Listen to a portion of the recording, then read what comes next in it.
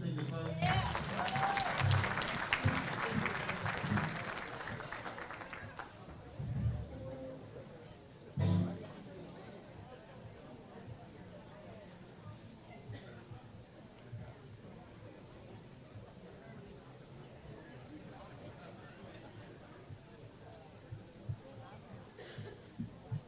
I woke up this morning with my mind set on freedom. I woke up this morning with my mind set on freedom. I woke up this morning with my mind set on freedom.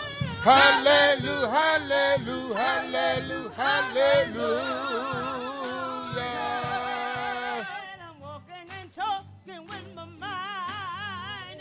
Stand on freedom, walking and talking with my mind.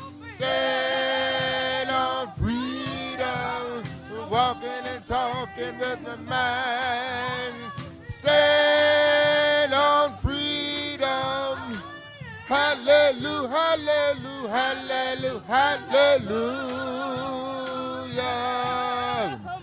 Walk, walk. Walk, walk, walk, walk, ride on freedom, walk, walk, walk, walk, walk, walk, walk, walk. Oh, oh, walk, walk, walk, walk, talk, talk, talk, talk, talk, talk. Your mind on freedom, talk, talk, talk, talk, talk, talk, talk, talk. Oh, talk, talk, talk, talk. Your mind keep it stand on freedom.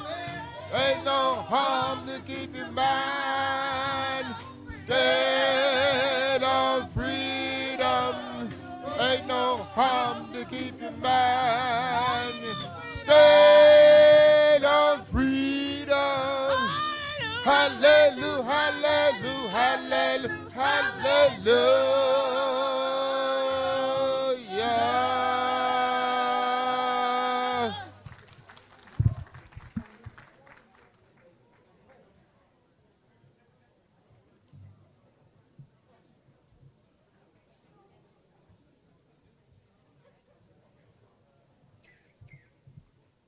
All right. Make sure we, all right. We're still on? All right, so we have here, Stephanie Haywood was supposed to do the lift your voice and sing, but we don't need somebody to lead us to lift your voice and sing. So please, tell your feet, please. Tell your feet, please. Please stand up.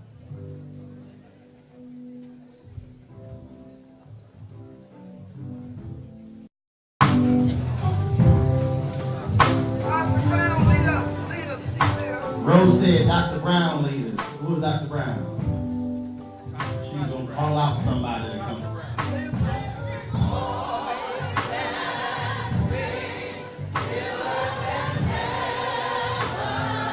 I can't hear this side of the room.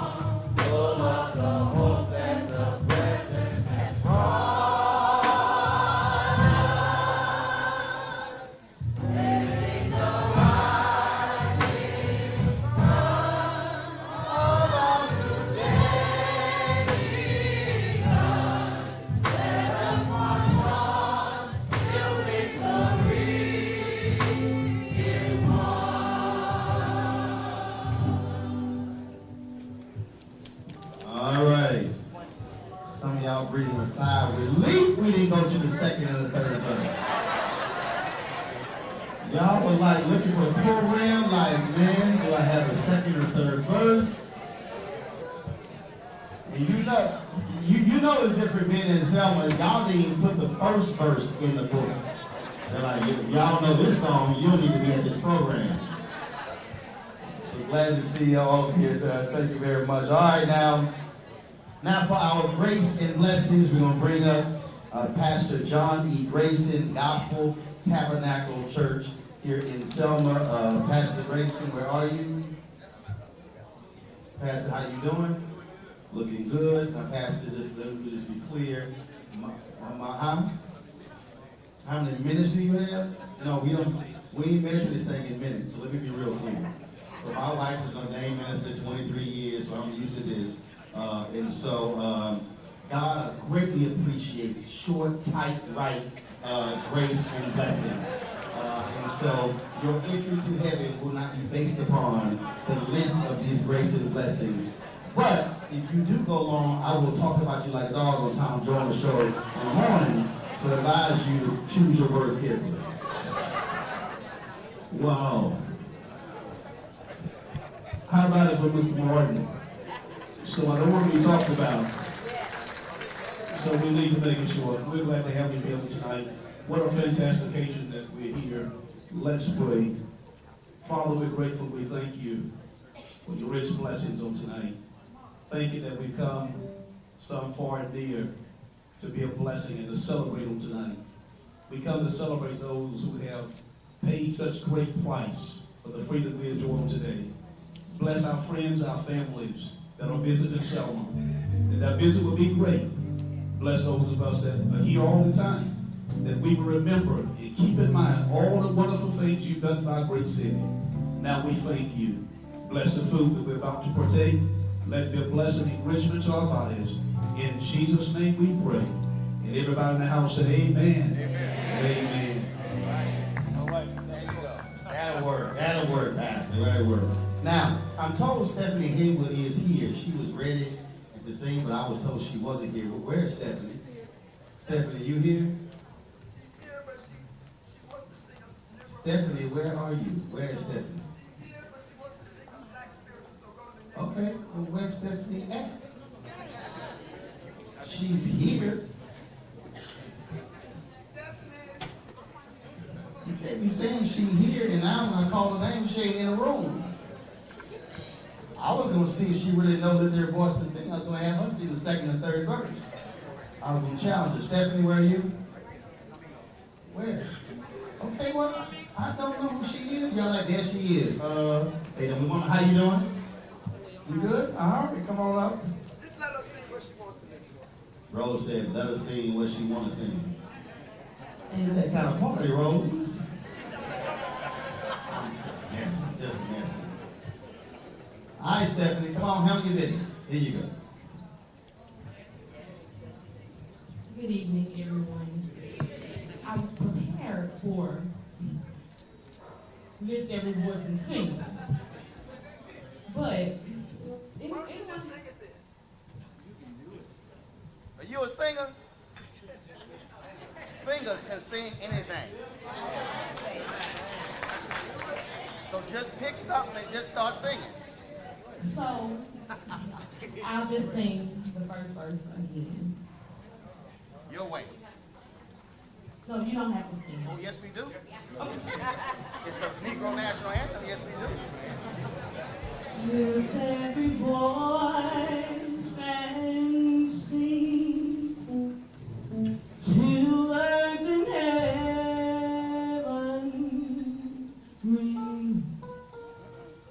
Ring with the harmony of liberty.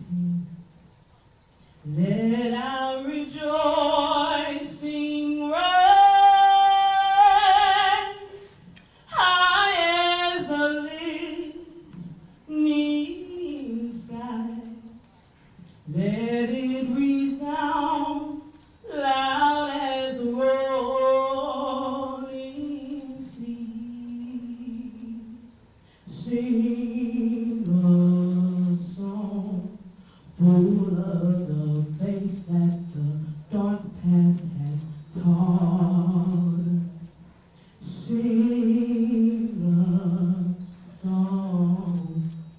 of the hope that the present has brought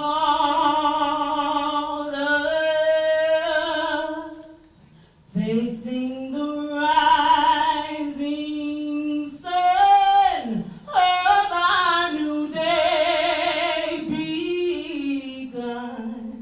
Let us march on till victory is won.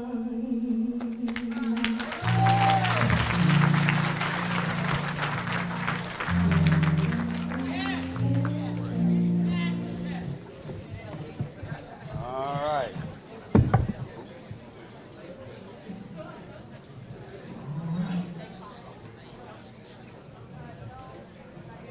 Who's the organist over there? What's your name? Reverend Minter? He just wanted to play something. She was like, nah, I'm gonna sing a cappella. And she finished, he gonna play something. He just wanted to just play. I got you. We don't have you do a solo in a second. Let's see what kind of skills you got. All right. Oh, let me tell you what he can sing. All right. It's gonna be like Showtime and Hip Hop in a second. All right, then. All right, folks. It's time for first of all,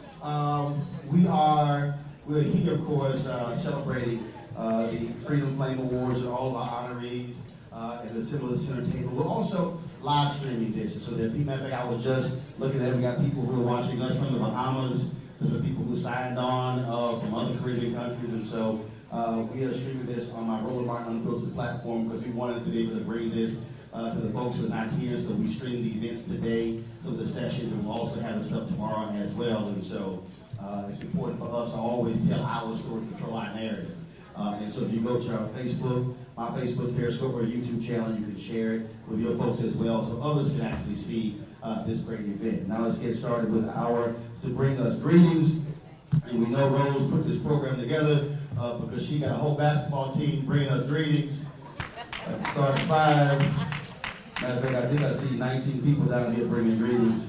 So but first off, we're going to have Rebecca Marion, Jubilee Board. Rebecca, come on up. Rebecca, how you doing? Rebecca got a big credential on so she'll forget she's a board member. Okay, go ahead.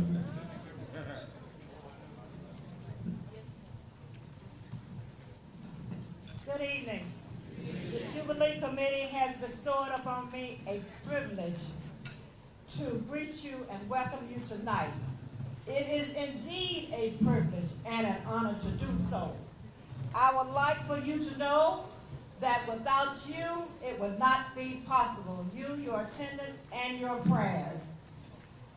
So through Christ, I would like for you to participate in all events which you have helped make possible. On that note, we welcome and greet you on behalf of the board. Enjoy.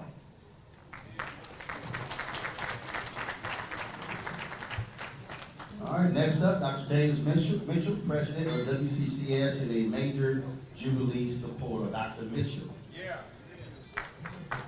How are you? Good evening. Good evening. On behalf of 2,000 students, 203 faculty and staff, 13,924 graduates, I bring you greetings from Wallace Community College, Selma. We are very proud and honored to be a part of this historic occasion. We are very proud and honored to each year support it, not only with dollars, but with our hearts and our bodies and our minds. But I'd also like to take this opportunity to thank Senator Sanders and Fire Rose for their tireless efforts year after year after year. It gets tougher each time, but they deliver. I also want to remind you, the struggle you may have thought was over, but it hasn't. Stay woke.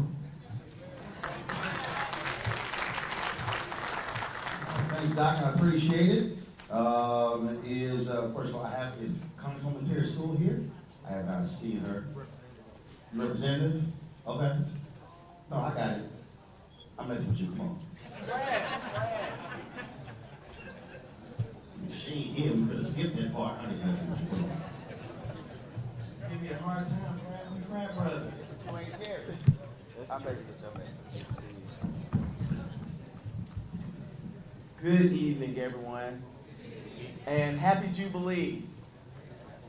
On behalf of Congresswoman Terry Sewell, I would like to express my gratitude to the organizers, Attorney Fire Rose Toure. Let's give her a round of applause. The Jubilee Board, Senator Hank Sanders, Mr. Sam Walker, Ms. Ola Morrow, and others who have spearheaded this annual celebration for this worthwhile cause. Also, congratulations to the distinguished honorees. Let's give them a round of applause. As a son of Selma and growing up here in Selma, we look at Black History Month a little differently. For us, Black History Month starts on Martin Luther King weekend and ends on British Crossing Jubilee here in Selma. But on a more serious note, Jubilee is more than a street festival. Jubilee is about remembrance. Remembrance of our God. Remembrance of our ancestors. It is a spiritual experience. In his word, he calls us to remember our history. Journey with me to Deuteronomy chapter 6, verse 12. And it tells us, take care that you do not forget the Lord our God, who brought you out of the land of Egypt, out of the house of slavery. 400 years, our people have toiled and suffered for the freedom struggle of this nation and to make sure that America is as good as its promise. We have to know our story, because when we know our history, we know ourselves. God has blessed us with a mighty warrior who is an advocate for us in D.C., and Congresswoman Terry Sewell. Let's give her a round of applause. She loves Selma. She regrets that she can't be here. She has an engagement in Montgomery this evening. And I want to discuss a bill that she introduced this past week called the Voter Rights Advancement Act. That's this button I'm wearing. Restore Voting Rights Act. We know about the hurdles that we go through, and this Voter Rights Advancement Act is implemented to curtail the voter suppression efforts.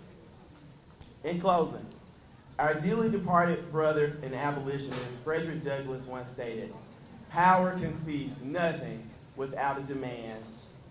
And we are not begging for justice, we are demanding it. Good evening, and God bless you all.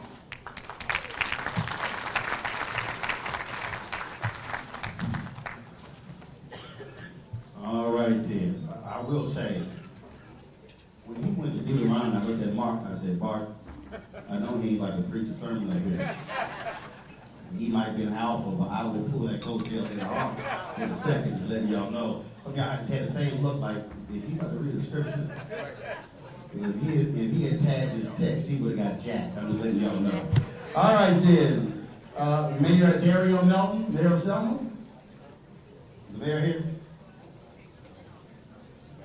Mayor not here? Well, it's going to be a problem come re-election. I'm sorry. Shouldn't have had me MC if you wanted me to cut, folks. All right, probate judge Jimmy Nunn. Probate judge Jimmy Nunn. Huh? Well, get up. Yeah, let me sit down. What you want me to do? Pull your chair out? Man, come on. Good evening. Good to see everybody. Everybody's looking good this evening. Glad to be in the presence of such dignitaries and such honorees that we're honoring tonight who have paved the way for myself as your probate judge to be here. So I'm just honored. I'm glad to be here, and we're glad to see you in the house.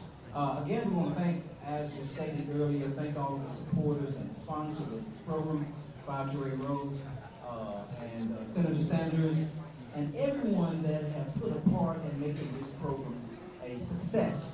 And also to the honorees, we thank you for your service and your sacrifice. You have laid that bridge down for us so that we can cross over. Again, we recognize you and we thank you for your services and your sacrifices that you have done so that we can be here today. Believe me, we would not be in the positions that we are now if it was not for you. So we applaud you for everything that you have done.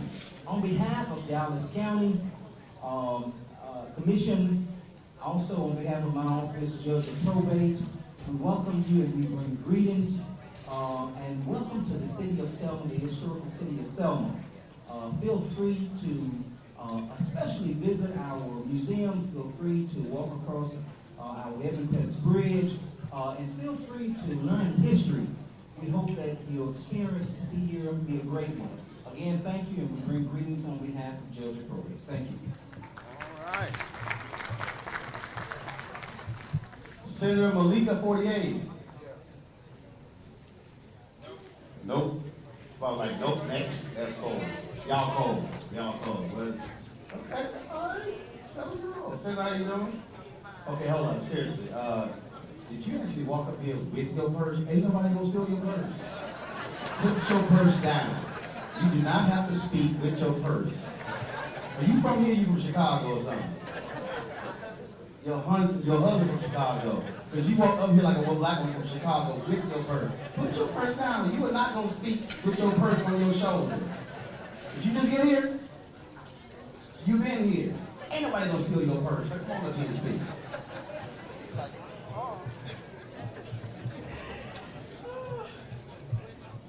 Thank you. Greetings. First, giving honor to God, who truly is my life. Let's give the Lord a hand clap of praise. And I may read a scripture, so he may have to tag me. It is such an honor and a privilege to be here with you tonight. I'm really and truly on the verge of tears because I've grown up with you. If you have been making this pilgrimage to Selma for the last 20 or 30 years, I've literally grown up with you. And so to go from a child to be in a position to bring you greetings as the first African-American woman or the first woman from the Black Belt to the Alabama State Senate, I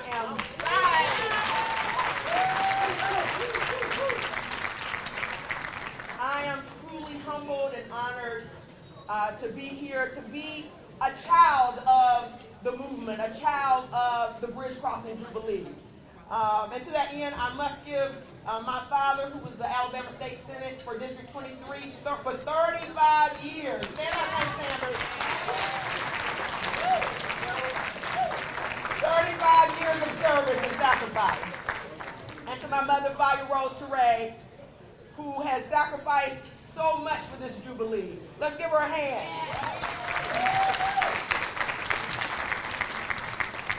And to all of you who come here year after year, even to those of you for whom this is the first year, I bring you greetings in the spirit of rebuilding bridges, broken bridges of education, broken bridges of peace, broken bridges of health care.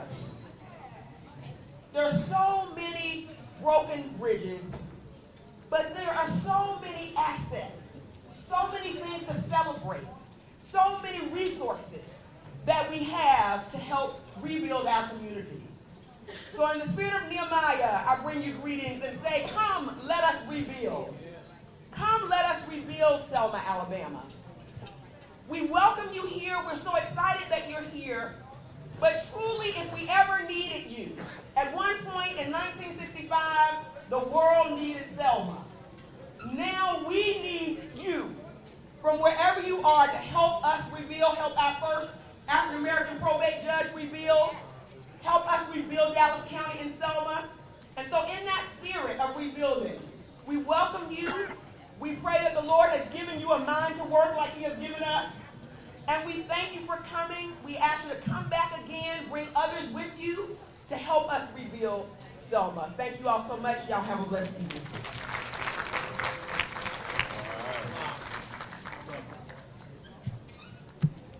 He went to Deuteronomy, she went Nehemiah.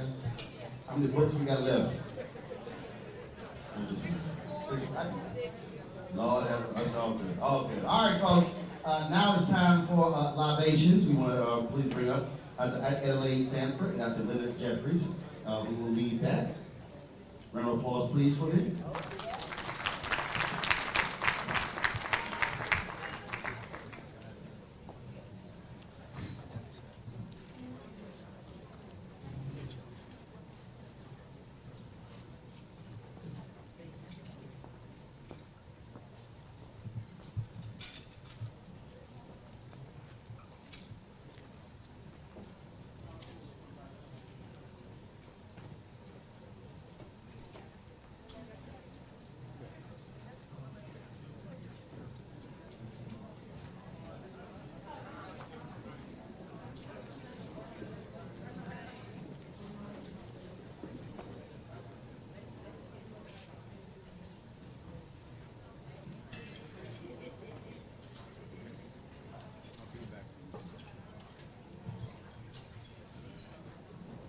Good evening, family.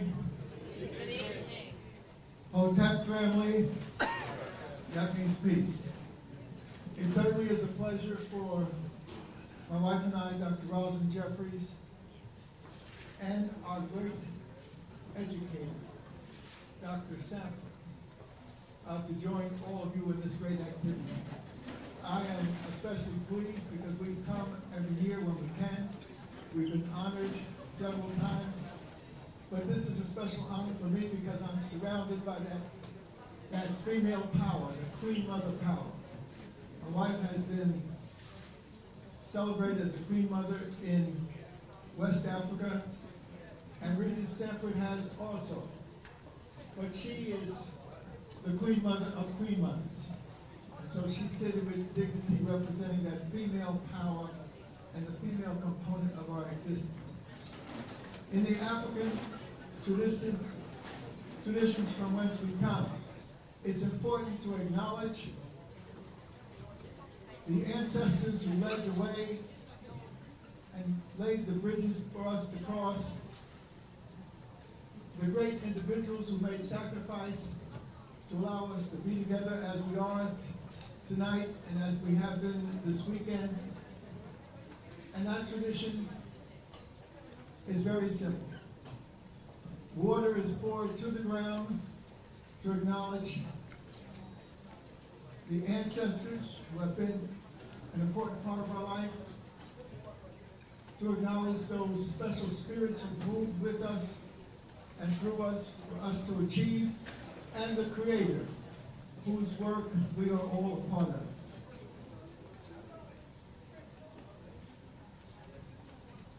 In the name of those African ancestors who made sacrifice for all of us, in the name of those African ancestors who were spread throughout the world, particularly in the New World, in the name of those African ancestors who laid the foundation for civilization, high culture, in the name of those African ancestors who understood what it was to make a way out of no way, to persevere no matter what the difficulties.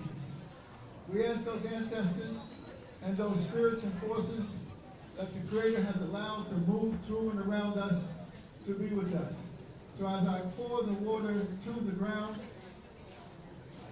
I would ask you to say Ashe in one of the African languages, good in another African language. Go on, brother, do it. But don't sit here just observing. We're all a part of this process. In the name of those ancestors who brought forth the spirits and have allowed us to survive, in the name of the Creator who made them in the image of the creation, we ask these ancestors to be with us, to strengthen us, and give us a vision for the future. In the name of those ancestors who moved through us with power and dignity, ancestors who moved across the bridge, Edmund Pettus Bridge, to make a statement to the world about our resistance and our struggle. We ask those ancestors who are part of the African American experience in America to be with us, to strengthen us, and give us a vision for the future.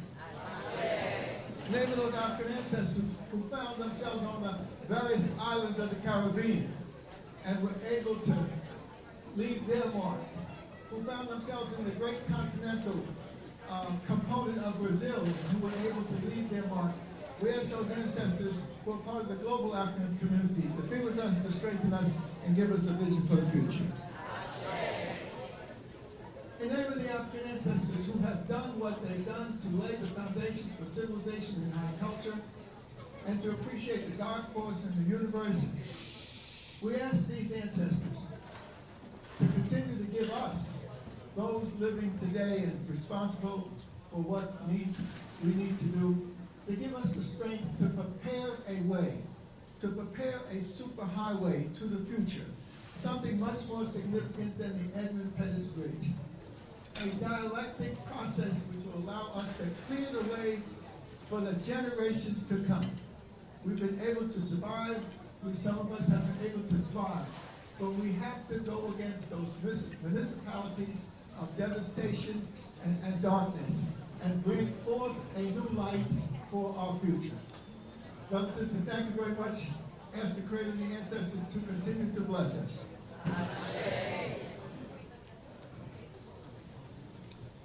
My African school name is Nana Kwekujwa Achman II of the Gogo School in Asante.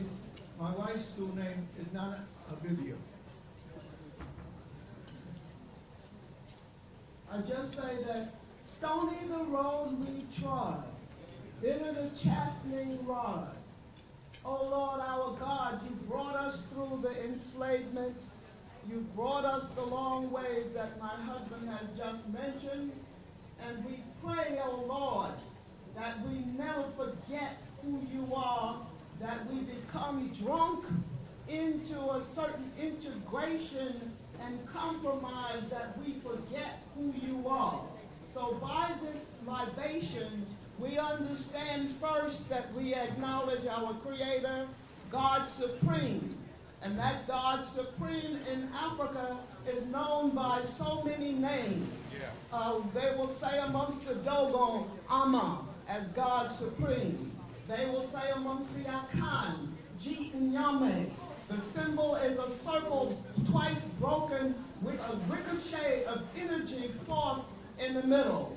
We will say to the people in Congo, in Zambia, after the mighty walls of water of the Zimbabwe River, we will say Onkolonkolo of South Africa. We will go up and say in ancient Kemet, Ra for the luminosity that was the luminosity created out of the black of Genesis when God moved on the face of the deep and there was light before the suns and the moons were created. We thank you, O Lord, for the Amen factor. That's why we say to the church, may the church say Amen, because Amen represents the darkness and the unknown. Thus we walk by faith and not by sight.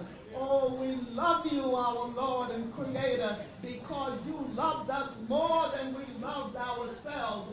The times we should rebel even the more so for your righteousness, Lord. Whatever we did not do, we say forgiveness, Lord. We thank you. We love you from the depth of our being. And as we complete the process, it is rightful that this great educator, this great symbol of our struggle, this great sister queen mother will have a final word to send us on to complete our work. And I'm passing the mic to my beloved parents, first people, first word, first science, first medicine. They call me Adelaide Sanford, but I would really never know my name. But I do know that I am a second generation from enslavement. I knew my grandparents in my lifetime, and they were chattel slaves in this country by the laws of this country.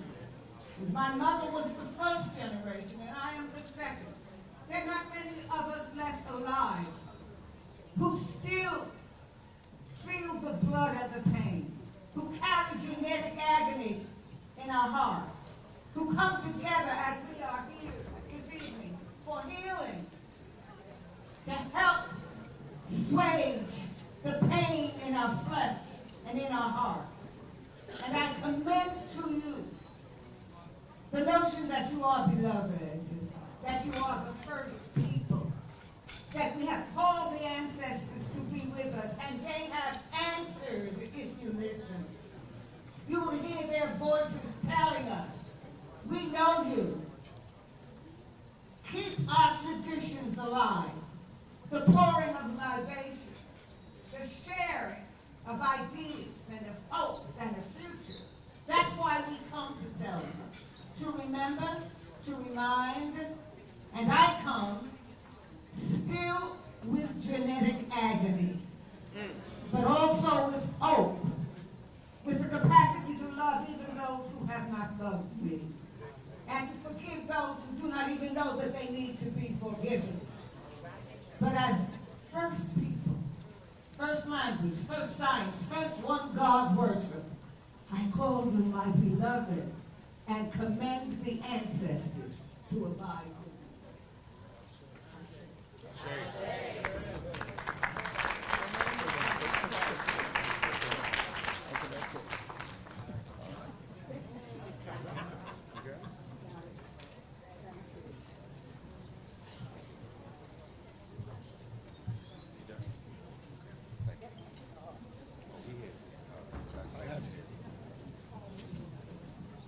All right, folks.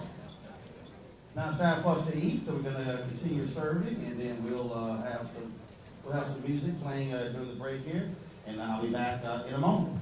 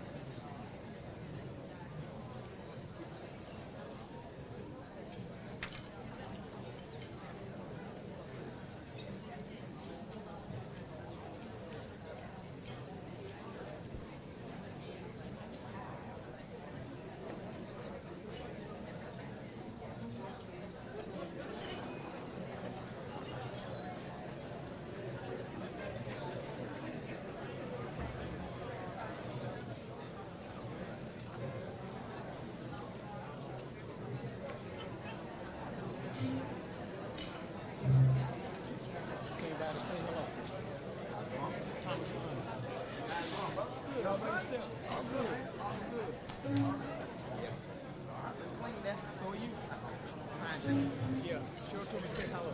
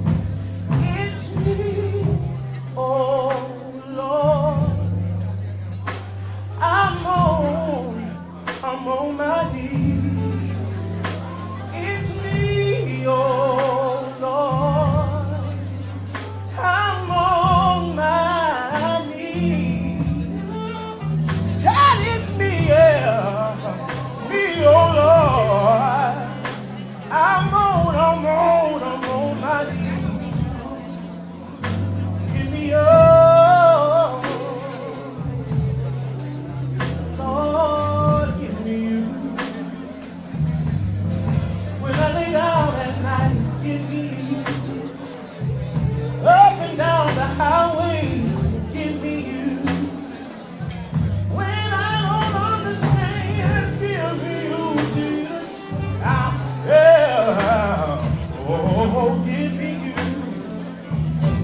Yeah, yeah, yeah, yeah, yeah.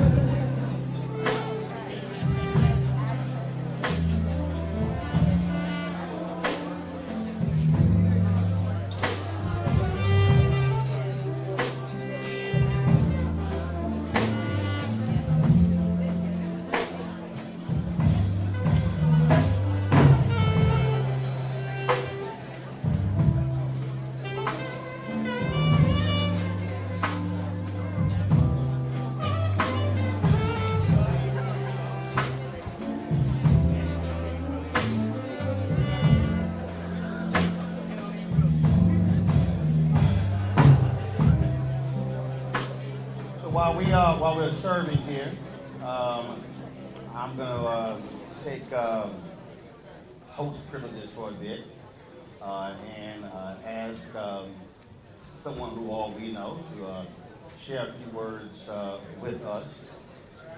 He, of course, has been here to Selma many times, very much involved in this civil rights struggle. Dr. King sent him to Chicago to run Operation Breadbasket, one of the most important achievements of SCLC. We also talk about history. You have two African Americans who are running for president as we speak, and facts are facts. Were it not for his presidential campaign in 1988, changing the rules of the Democratic Party, you would have not had Obama win in 2008. And yeah, you might want to clap on that. Oh, yeah. And so we want to bring up Reverend Jesse Jackson Sr. To share a few words with you. Even though he's going to make us, we can go ahead and talk. Go ahead.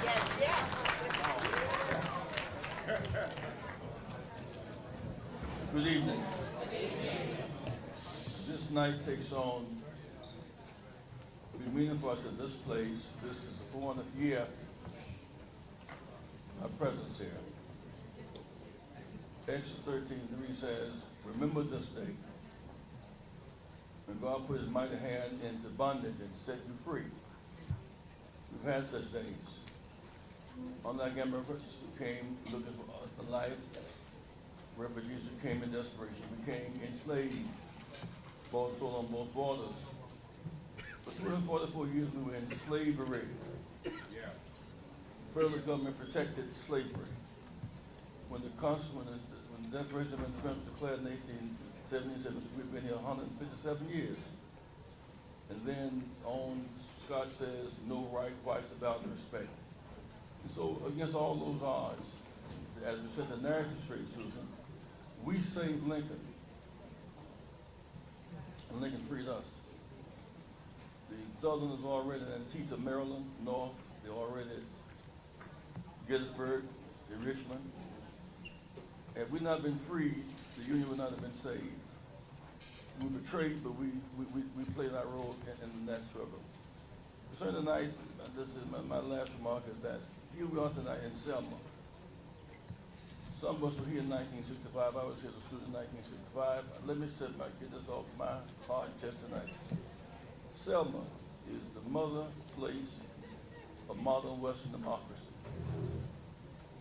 55 African Americans in the Congress today, Selma. Today Latinos, Selma. 20 Asians, Selma. 100 plus white women, Selma. As a matter of fact, blacks couldn't vote, white women couldn't serve on juries, 18-year-olds couldn't vote, you couldn't vote bilingual on campus. All that's about Selma.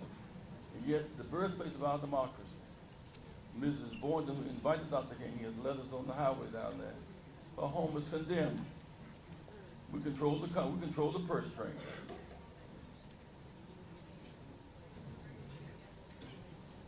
Some 40% poverty. 6% youth unemployment. Why can't Selma be the rural reconstruction center for America? Why not Selma? We can rebuild Europe with a Marshall Plan. We built Israel after devastation in World War II. Why not Selma? After all, we made all this if we were not successful in 2016, Nance would not be here of the House tonight. So in some sense, we have a burden upon us to keep fighting. But the man, what does it mean to have a Maxine Waters chair of the Finance Committee? When she speaks, Wall Street listens. She can subpoena them. Whenever Bernice Johnson speaks, Silicon Valley has to listen. When Barbara Scott speaks, judges have to listen. He is judicial. And so it is that we have an unusual level of power. And don't let anybody fool you. We will determine the destiny of this country if we faint not. And so do not surrender and keep hope alive. I'm leaving tonight because it's early in the morning for the breakfast, but I've been fighting this Parkinson's matter lately. But thank be to God, if you pray right and work right, God will still see you through. One thing I know is that when I first went to jail, I was 19. Now I'm 77. Once was young, now I'm old, but I've never seen the righteous forsaken. All right. So let's see, baby. God bless you. Love yourself.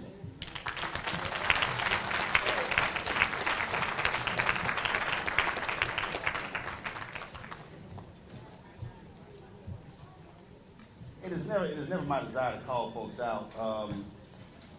But that clap for Reverend Jackson. Yes, right.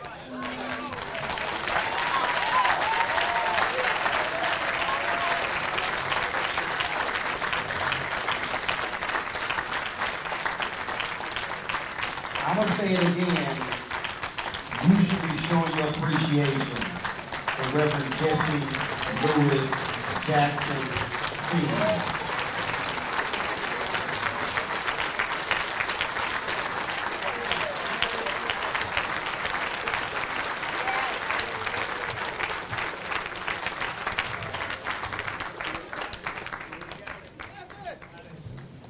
All right, band, back at it. We'll be back with the presentation of awards in a second after we serve the meal. And she wants some Freedom Singers to do one more song too. You still got it. She wants Freedom Singers to do one more song too. So bring it back to her. Cool. Okay.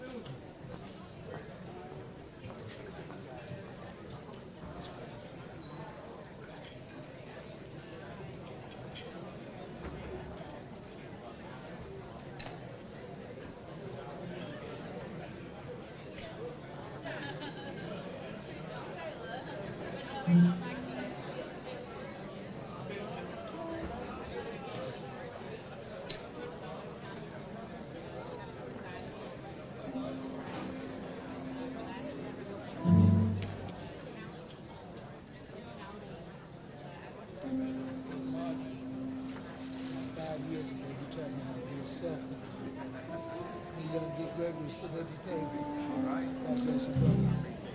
Can I get one now? Oh, yeah. Let me see.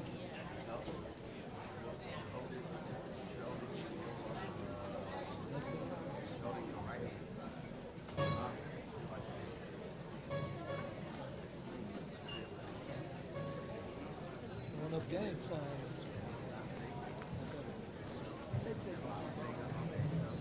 My hand ain't that big.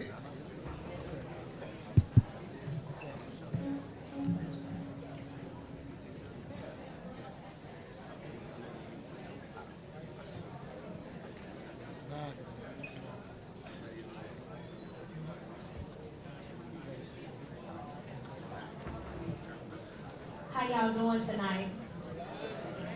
My name is Taisha Crickens, and I am grateful and honored to be able to perform here at the Freedom Flame Awards.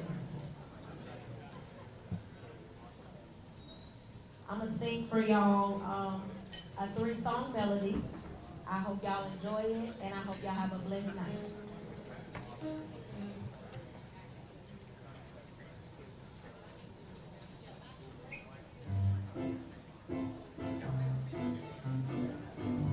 Come on, put y'all hands together.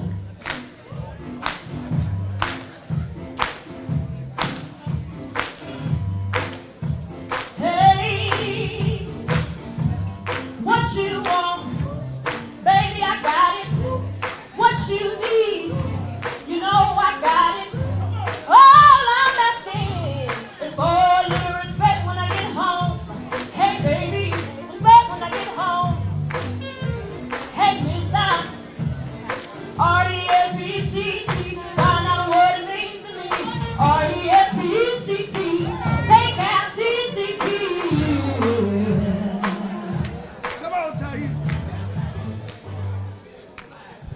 For the day I met you, life was so unkind.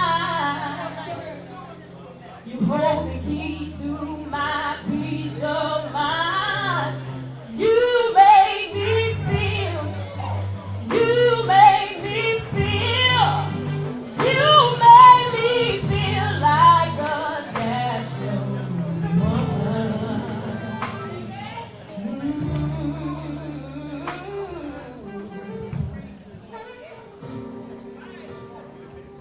How many know that at the end of the day, after freedom, there's glory?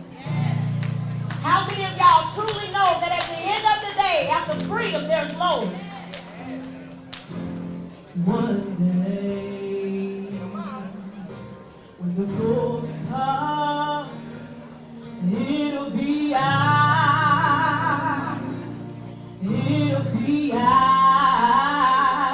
Oh, one day, when the war is won, it'll be so. It'll be so. Oh, glory. I said the Lord.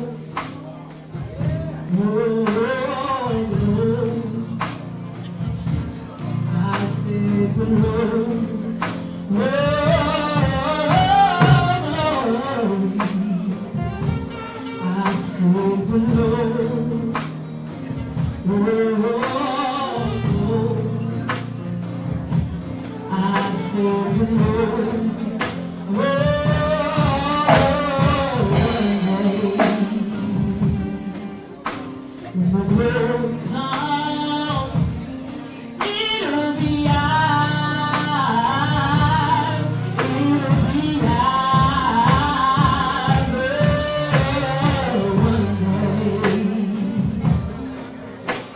Oh,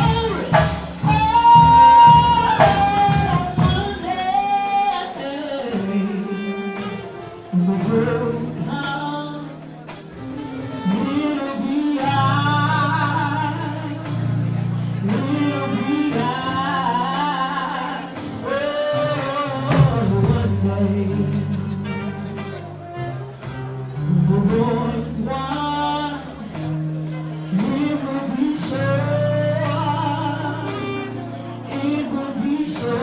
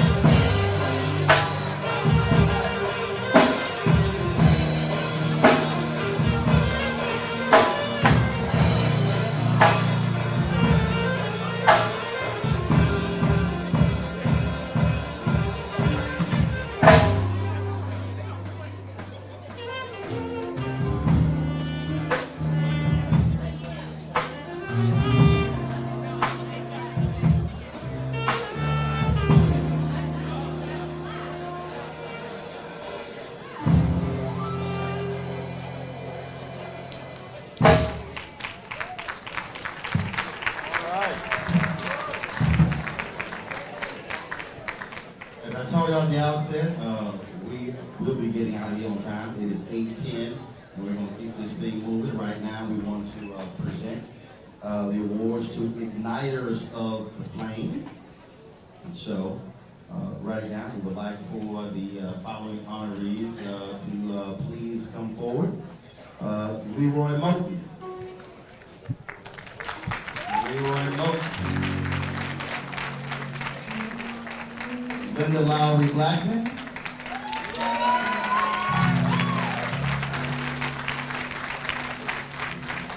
Prophet Nathaniel Heyman.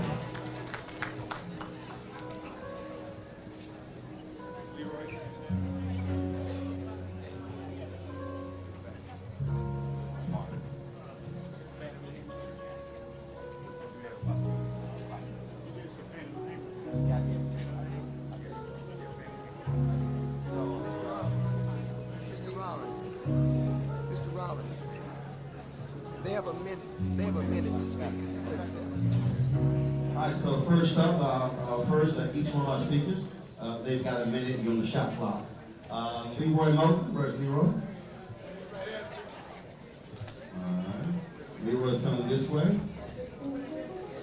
Don't worry about Leroy. If you want to, you can do it right here. Up to you.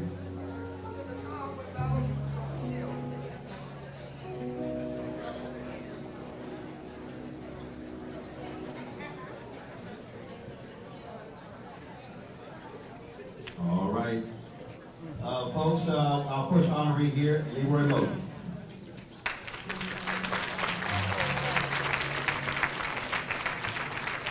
Good afternoon, everybody.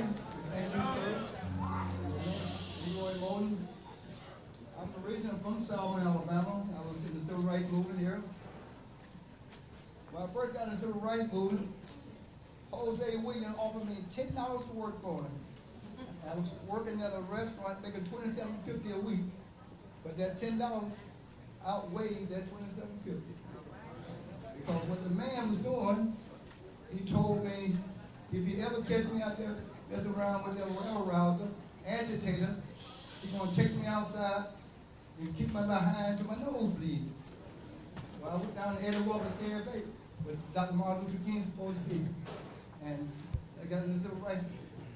And I've been working ever since, going to school, talking to kids about the certain part of the state.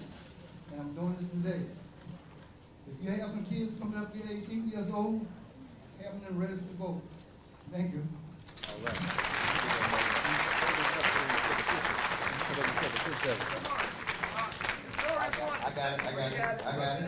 I got this, Roland.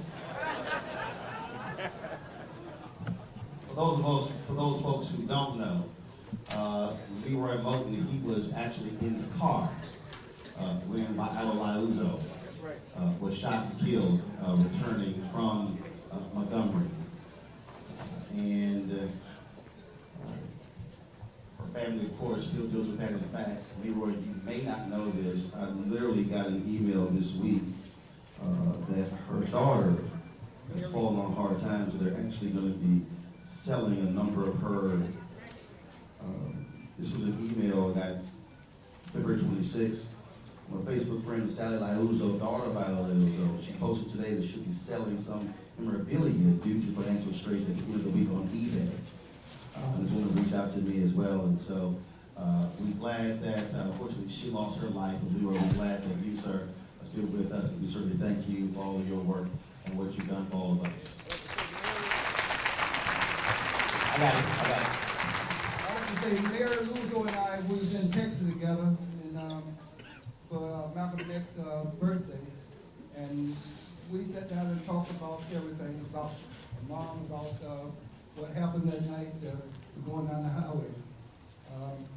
Mary Lugo was a very nice young lady, and I'm glad I met her and talked to her about her mom, the night that she was killed. Thank you.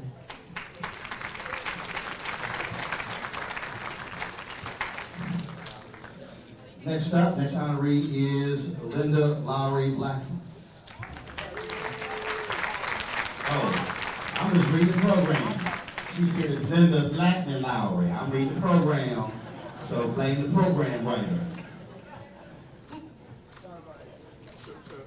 All right, Lynda, go ahead with your. Thank you so very much. Good evening, everyone. I have a presentation I need to make to Roland Martin. You see, Roland and I are on Instagram together. And every February, Roland put up these books that he said you must read about Black history. And I told Roland about 50 times on Instagram, you're forgetting a book. So I want to present that book. He's forgetting. So maybe next year, it will be one of the 50 books you need to read for Black history, people. Mr. Martin, I wrote something in here for you. To Roland Martin, a history-making leader. Much love, Lynda Blackmon Lowery. This is turning 15 on the road to freedom. My story of the 1965 Voting Rights March. I am the youngest person whose name is on the list of 300 that walked all the way from Selma to Montgomery. Before I was 15, I had been jailed 9 times. Also, on that bridge on March 7th, 1965, I carried a scar from them 7 stitches, and I got a knot in the back of my head I let you feel from the 28th. I am here to speak for all those who can't speak for themselves. The children of Selma got the right to vote in 1965, and people are forgetting that. We are still alive. And I want you to know that every day is Black History Month. Now you read and enjoy this, and I need to see it on Instagram.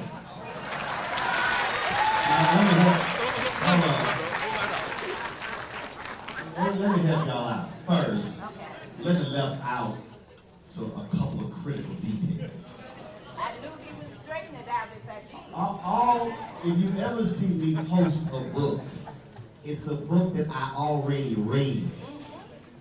So now that I have Lynda's book, I can now read it. But Lynda also is being real gangster.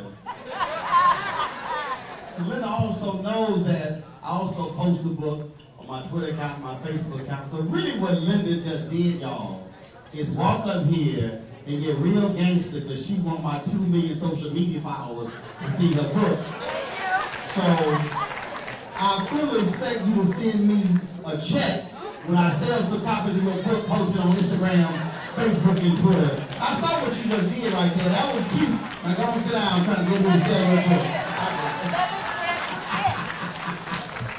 Don't try this next year, all y'all who trying to run out and get your book. This book has been adapted by Ali Sheedy into a full stage play, and it is touring America now. Thank you. I'm going to send her a text right now. All right. Y'all give it up for Lynda. Trying to get me to promote her book.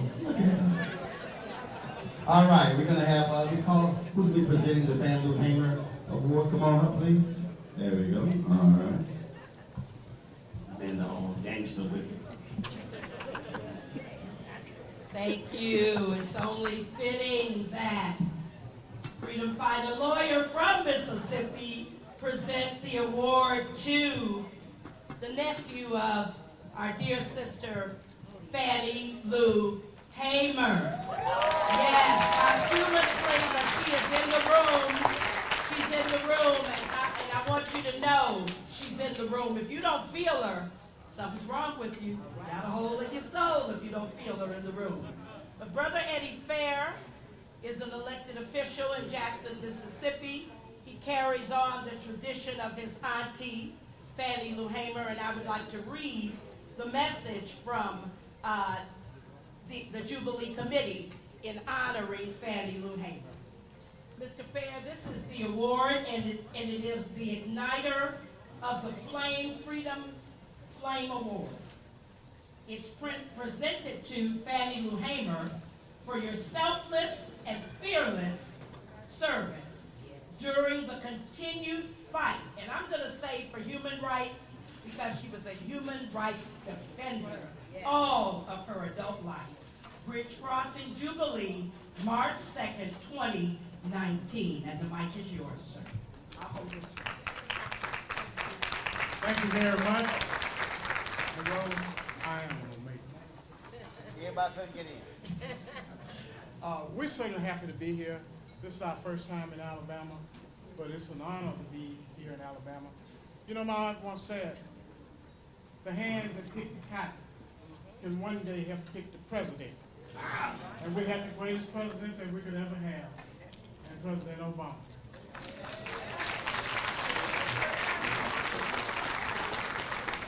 In the state of Mississippi, we have more elected officials than any state in America.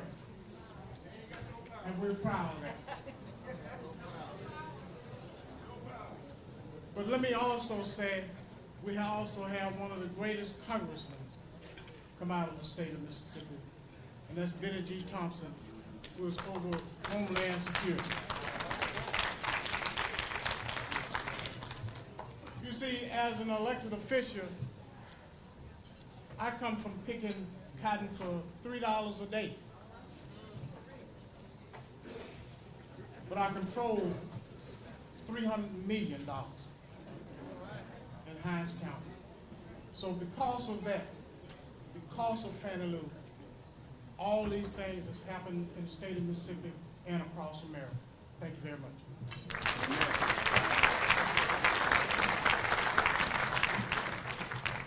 And by the way, Mike Espy, even though he lost in November to Sidney Hyde-Smith, he's already announced he's going to be running against her when that term is up.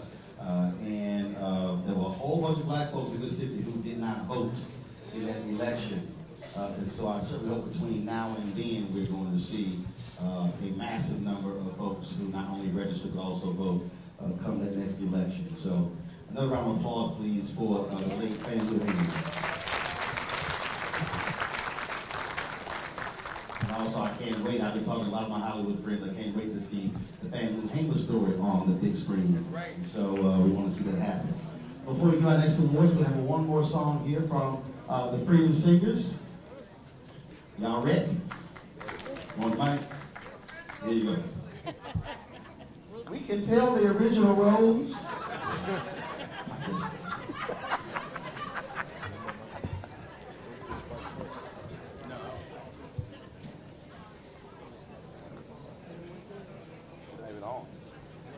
I don't know. Sing. This ain't any power.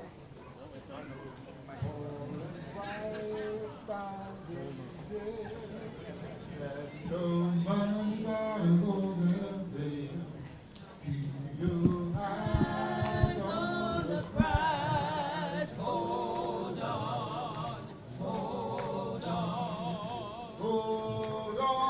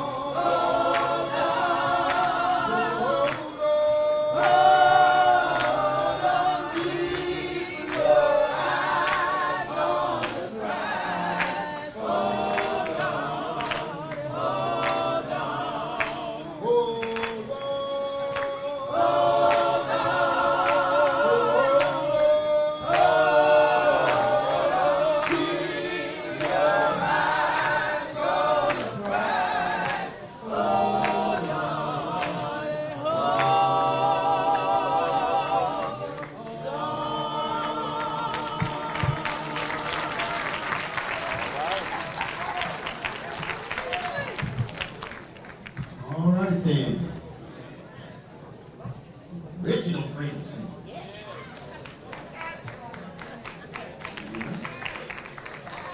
All right, now, folks, we're going to honor our Passion of the Flame honorees. And so, if Gwen Carr could please come on up, Mallory Bell, and also Yusef Salaam for the Central Park 5. Come on up, please.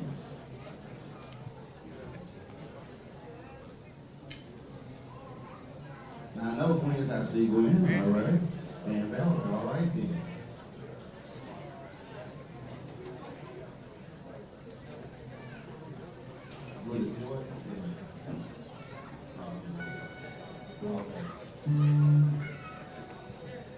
First off, we're gonna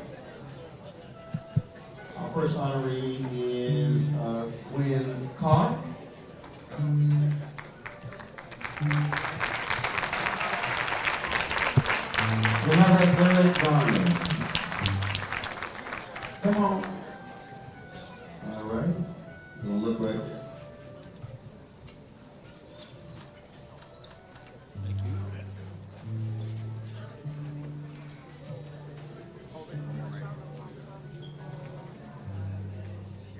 Right here. Hold it. Thank you. I got it. And of course, Gwen Carr is a member of some say a sorority folks do not want to be in. That is mothers whose sons have been killed in the hands of police, but she has not allowed that to stop her from being a voice. She's traveled this country speaking on the issue of police brutality and violence. And so a few words from Gwen Carr. Always good to see you. Thank you, Roland.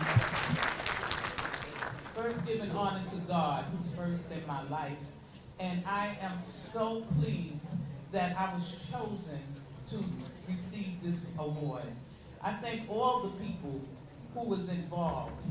And thank you, Fire Rose, for always thinking of me. Thank you, Sheila, and thank the whole crew that's behind Fire, because without you, she couldn't do this. And thank her family. And this is one of the most amazing places, I think, in the world. I started coming here 4 years ago for the 50th anniversary. And I just met so many amazing people. And they were so supportive of each other. And that's what we have to do, be supportive of each other. And don't think that one has more than another, but support each other. I've written a book.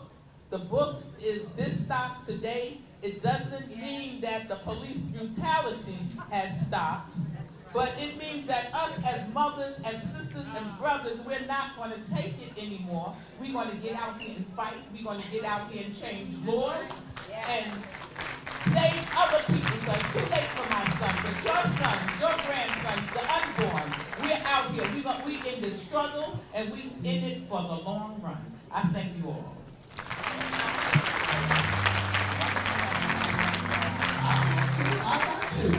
I got two.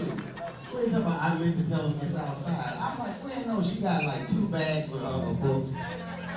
So she has books outside for sale, so please, there should be autographing those as well. Let's round of applause, please, for Gwen Carr.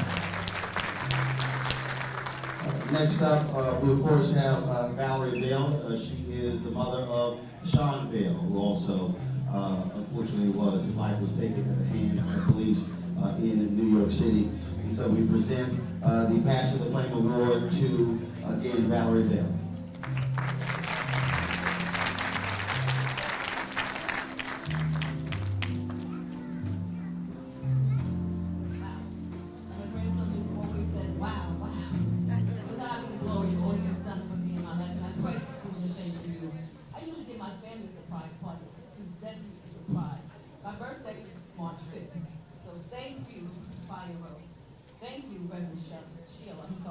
Thank you, Gwen Carr, for having me and inviting me.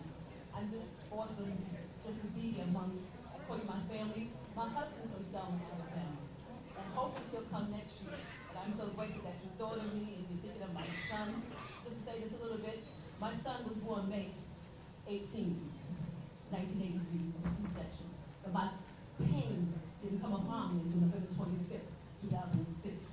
But I didn't come out and begin when it all started. I waited. I sat down for 7 years writing my thoughts about how I was feeling when all this happened.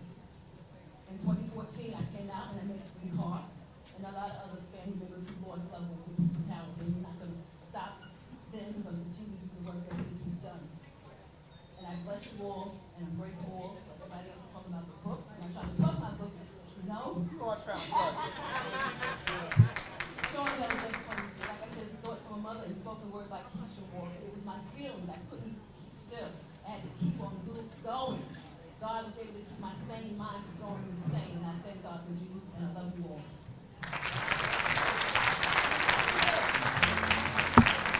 And Mallory also has her books outside as well. All right, folks, I want to bring up a young man, one of our other honorees. I know, don't Go ahead. battle me, don't spank me, Roland.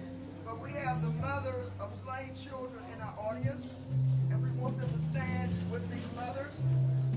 So Rose said we have mothers of slain children in the audience, so she wants them to stand as well.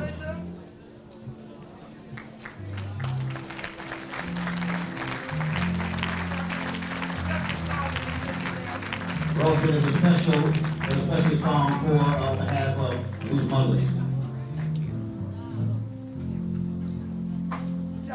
And also, if there are fathers of slain children, if there are any fathers of slain children, please stand up.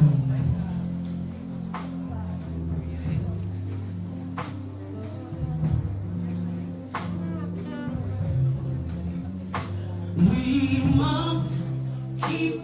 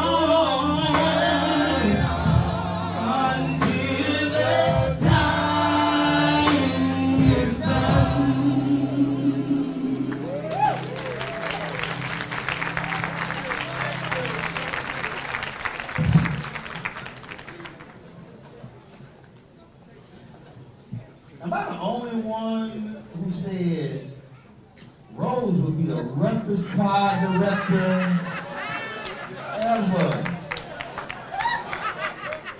Rose was giving instruction, then she got in her face. No, sing this. I mean, my man, B. Michael McKay is like, Rose is rough. So when the mothers were, and these fathers were coming up, I was looking across the room, and so I see Susan Taylor, and she's seeing all more and more, and she goes, "Oh my God, look at these mothers!" And so of course she leads the National Cares Memory Project, and so she had a session today. We live streamed it. It was amazing, and so again, just see her reaction. I just wanted her to offer a few words of comfort to these mothers and fathers who, even though we are awarding them and we are honoring them, they still have to live with the pain every day of losing a loved one, especially on a day like today when we got the word out of Sacramento that the 2 officers who killed Stephon Clark will not be charged. And then we got the word that the woman who killed Terrence Crutcher in Oklahoma, DOJ will not be filing civil rights charges against her. Both those stories came down today. Susan Taylor. Well, you can see that I was stunned. But I don't know why I was stunned. Because this is what's happening everywhere we are in this nation. Now, what I would say to the parents and to the family members who've had such a heart-wrenching loss is that we apologize. We apologize to you for not linking arms and aims like we should, for not standing together as we must for justice. That we have sent We've sent a message to all the institutions in this nation that you can slaughter our children. You can undereducate, miseducate them, treat us in any way. You can over-incarcerate. And what we'll do is we'll talk about it. We'll talk a lot about it. But we're not standing together in unity with a plan. And if we don't do what we know we're charged with doing, we are the most privileged people of African ancestry on this planet. This is who we are. And it's not even a shame. It's heart-wrenching, and it's unacceptable that we don't have a plan for the recovery of our community, for the upliftment of our children. Our children have to be protected. They are surveilled and not protected. We need them to be protected, and we need them to be loved. And so I just say on behalf of all of us who are really able, that we apologize. We apologize to your mothers and fathers. Your children, in many ways, have been sacrificial lambs, sent forth maybe for the awakening of the community. We have to awaken. We're not there yet. We have to awaken. Let the suffering stop. And I don't think that we have to stand in disagreement. We have to stand for something. We have to get to the polls. We have to vote. It is really, it's so stunning. It was stunning to hear this morning at the minister's breakfast. It recounted how a senator right here in Alabama was elected because the ministers went into the church, into the jails, and registered to vote those who were incarcerated, who didn't have felonies. And now, you know, and sometimes we speak about ministers not doing enough, but there are some who are doing a whole lot. And so this is the time. I'm tired of talking. You know, I am tired of listening. It's time to act. Finally, our sanctuaries are empty every day. They're filled, and maybe not so many are, on Sundays, and maybe there's Wednesday night prayer service. I don't know, I'm real Catholic, so I'm not sure about any of that. But I just know that these are places where we need to be on Saturday afternoons and the evenings. We have to really know our history, we have to know our story, we have to hear our elders speak to us. In those empty sanctuaries, during the day, those who've lost their way, that's where they should be. While those of us who have something to say should be speaking life into them. So please, don't ask the ministers to do more. You push from the pews to the pulpit and insist that we do more for our community. And in sanctuary is not taking care of the children, and the community really needs to shutter its doors and make it a shelter for people to live in. So I apologize.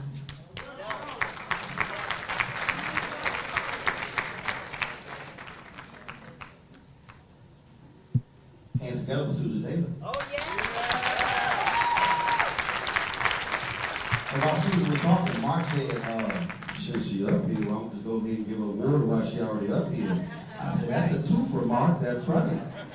So Susan Taylor is also one of the honorees. Put your hands together, please.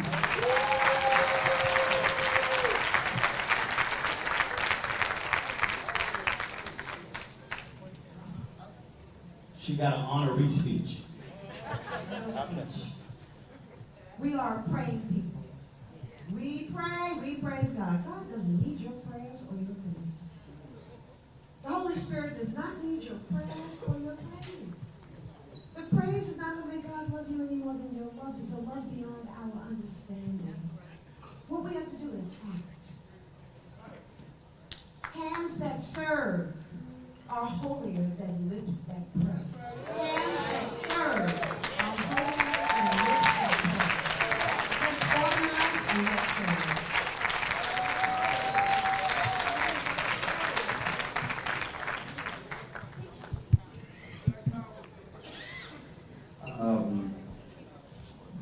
It was, let me just check here.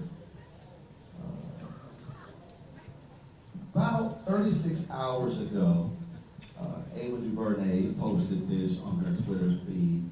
Not thugs, not wilding, not criminals, not even the Central Park Five. They are Corey, Antron, Raymond, Yusef, Kevin. They are millions of young people of color who are blamed, judged, and accused on site. May 31st, a film in 4 parts about who they really are when they see us. This trailer on Twitter alone has already seen 1.9 million views. One of the 5 she mentions in this tweet is here with us, being honored, of course, with the Passion of the Flame Award. Put your hands together for Yusef, Salaam.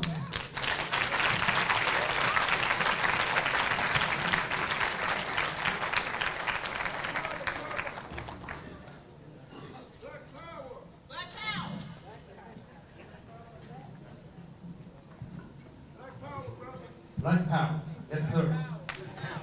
Yes sir. So, first I'm honored to be here. Because I might not have made it. Many of us don't reach the age of 21, and it'd be crazy. As a matter of fact, most folks that I grew up with, I don't know any one of them that have said, you know, I think I want to be dead or in jail before I reach the age of 21. I don't know anyone who has made that choice. But somehow that script has been written for us. 30 years ago, I received this letter. This is one of many that I received. This is the actual letter. And I share this with you specifically because out of the many, this one I think is the most impactful because it talks about time.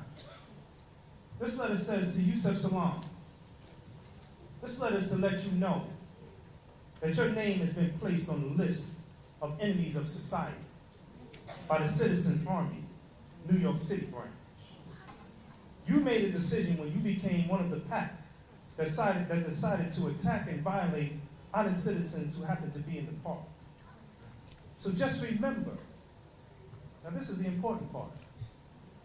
So just remember that 20 to 30 years from now, some of us will never forget. And maybe the one time that you don't check your back is the one time that somebody might just be there to say hello.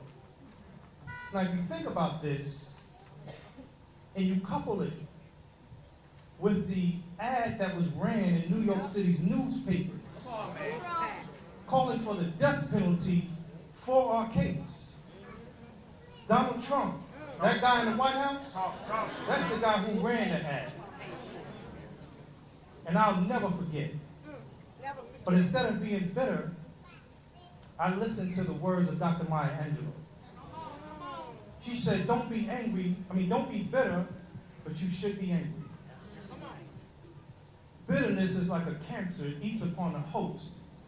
It doesn't do anything to the object of its displeasure. So use that anger. You write it. You march it. You dance it. You vote it. You talk it. Never stop talking it. And I'm here to tell all of the folks who represent the ideology of a Donald Trump's America that we are more valuable than you. We came over here, many of us as chattel slaves, and we deserve the status of protection as citizens in these United States. And I'm glad to be here, shining. One day, I'm gonna just quickly wrap up with this. When I came home, I went to go get a suit because I heard there was a job for me. And I knew that they say you shouldn't judge a book by its cover, but I knew that everybody judges the book by the cover. And so I went to put my best foot forward, and I went to go get a suit. Stepped into a store on 125th Street. Before I stepped over the threshold fully, a gentleman in the back said, 44 long, right? I said, man, okay, yeah. I said, come on in the back, I got something for you. He slides a suit jacket on me. I'm checking it out and I'm looking at it. And I said, it's not bad. Who makes it? And I swear it was almost like I was in the movies and time stood still and it was going in slow motion and I'm looking at the guy as he's clearing his throat and puffing out his chest as he's formulating the words. He said to me, "That's a Donald Trump suit."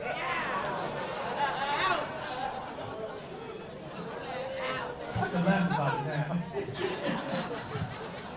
Man, I threw that jacket off so fast, I thought it was on fire. You know, in my book, and I'm not trying to plug my book, but I just want to talk about my introduction. In my introduction, I say that I wrote this book specifically because when I wanted people to know that when you find yourself in so-called dark places, there's always a light somewhere in the darkness. Even if that light is inside you, you can turn on your light and illuminate your own darkness and shine your light on the world. Thank you for this award. I'm honored to be here. I'm honored to be seen. And I hope to see you many, many, many years from now. Thank you.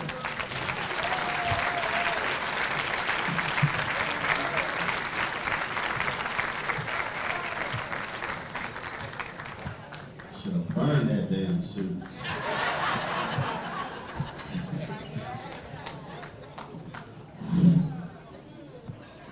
Okay, also, if y'all got a book, stop saying I don't mean to plug it. Yes, you do. When you have a book, you're supposed to plug your book. You're supposed to sell your book. So just go in and say it and stop wasting those words. I'm not trying to plug it. Yes, you are. Yes, you are. All right, folks.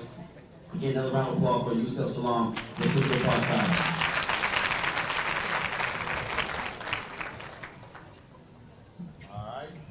My man Mark Thompson, he's going to present the other honorees. Black power. Let's say black power. Willie Lucas Rich. Black power. Black power. Black power. All right, we're on the record. Amen. Now, let me first of all, just a couple of acknowledgments. As always, I like to acknowledge Thurgood Marshall's organization. They are always here every Jubilee. The NAACP-LDF is here. Give them a round of applause. And the person of their president and director counsel, Sherilyn Eiffel. Sherilyn, stand up so everyone can see you. Give her a round of applause and the entire team. We're always thankful to see them. Let me also just say how important it is to have Roland Martin here. What Roland is doing is streaming this all over the world. And 3 of our next honorees could not be here physically. And so when we honor them, they will be able to see how much we love and care about them. Let me also just say that Roland has struck out on his own. If we want our own media, we need to support our own media. So please support Roland Martin, Unfiltered. CNN, there's no big corporation that sent him here that's paying for this. Roland Martin, Unfiltered. That network is taking care of this, so please support Roland Martin. Please give him another round of applause. Amen. As always, it is my honor, too, to be the one that acknowledges the couple who are really responsible. We're going to do the couple of the Flame Award momentarily. But the Couple of the Movement Award, but the Couple of the Movement for all of us here who call us here every single year now. For how many years now? Are we 30? Are we 30 years? We can't keep counting no more.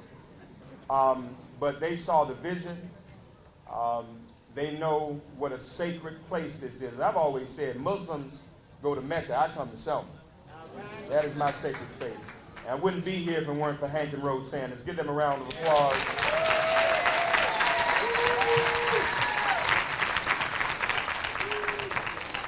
She's being humble. Speaking of couples of the movement, one of the things that's beautiful about Fire Rose is that every year she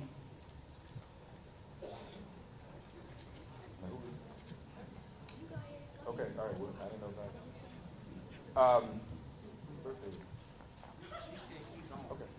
that. Every year, Fi and Hank honor, and this Jubilee honors a couple of the movement. The couple that we are honoring tonight, only one of them survived, so we're giving this to one spouse posthumously. The surviving spouse, the wife, cannot be here because, and we've tried every year to get her here, but the schedule always conflicts with another very important event that she has back in New York, where she raises money and invites people from around the country and around the world to raise that money for scholarships for students of color to go to college, who otherwise would not have that opportunity. But she has always been a part of the civil rights movement. In fact, she and her husband probably birthed the modern day civil rights movement even before Emmett Till. From the time she and her husband had to ride on buses even before Rosa Parks did, with their lives at risk, not knowing where they were going and what was going to happen to them on those buses, to go to where her husband had to work. The time that she and her husband first went to work, first went to spring training in Sanford, Florida, where who would later be killed himself. When they were in Sanford for spring training in 1947, their lives were threatened, and they had to be spirited swiftly out of Sanford, Florida, to a safer place. And once that happened, the Los Angeles Dodgers closed their spring training facility in Sanford, Florida, and moved to another city. Prior to that, her spouse was in the military, and he was court-martialed because he too, in the 40s, would not give up his seat on the bus for a white woman. So they were doing these things even before the 50s, even before Rosa Parks. And somehow at that time, there was this belief that we as African people were subhuman, Dr. Sanford, not real, not people, and that every other people was superior to us. And so we weren't allowed to play in the major sports, especially the most popular sport of the day, Major League Baseball. The irony is, every time African-American ball players in the Negro Leagues played white players in the major leagues, they beat them to death. Yet somehow, they would still maintain that we were somehow inferior. Of course, in 1947, Jackie Robinson integrated Major League Baseball, and it had such a profound impact on America and on the impact in terms of how we're perceived that exactly 1 year later, Harry Truman desegregated the military. So I simply want to say at this time something we've been meaning to do, something that we're not going to delay in doing any longer. Even though she can't be with us, we will present her award to her back in New York, but we want everyone to stand and thank so she can see it. A big round of applause and thank you to Rachel Robinson and Jackie Robinson for their sacrifice and what they have done.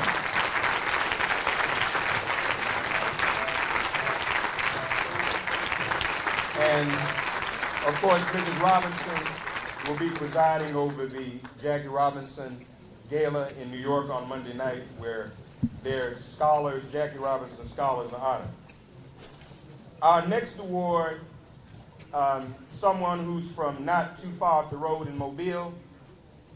There were plans for him to be here, but then another pioneer, two other pioneers passed away, and he had to travel, which made it a hardship for him to travel here. He is now 85 years old, believe it or not. In the past 3 weeks, we lost Frank Robinson, the first black manager in the major leagues, and we lost Don Newcomb, the first African-American major pitcher and starter, and the first to pitch in the World Series in the major leagues. And so our next honoree has been involved in honoring them and their services, and he sends his regrets that he cannot be here. This is very special to me because at the age of 6 years old, my single mother, who wasn't really a sports aficionado, turned on the TV on April 8, 1974 and said, "I want you to watch something." And when she turned on the TV, I saw someone else prove that we are not subhuman, but in fact have our own superiority ourselves. He broke the most sacred record in the history of sports when he hit his 715th home run. Right now, he is ranked number four on the all-time hits list with 3,771, only behind Pete Rose and Ty Cobb, third actually.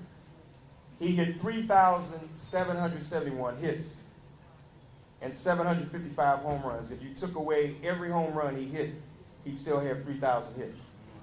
He too has been working with the Jackie Robinson Foundation, helping to provide scholarships for young people, understanding that everybody's not going to be a great athlete, but our young people still need educations. He and his wife Billy are also great philanthropists in the Atlanta area. And so our next award for the sustainer of the flame, and also should acknowledge his nickname inspired a whole generation of music. MC Hammer got his name from the hammer, Hank Aaron. So please applaud also the sustainer of the flame, Hank Aaron, if you would.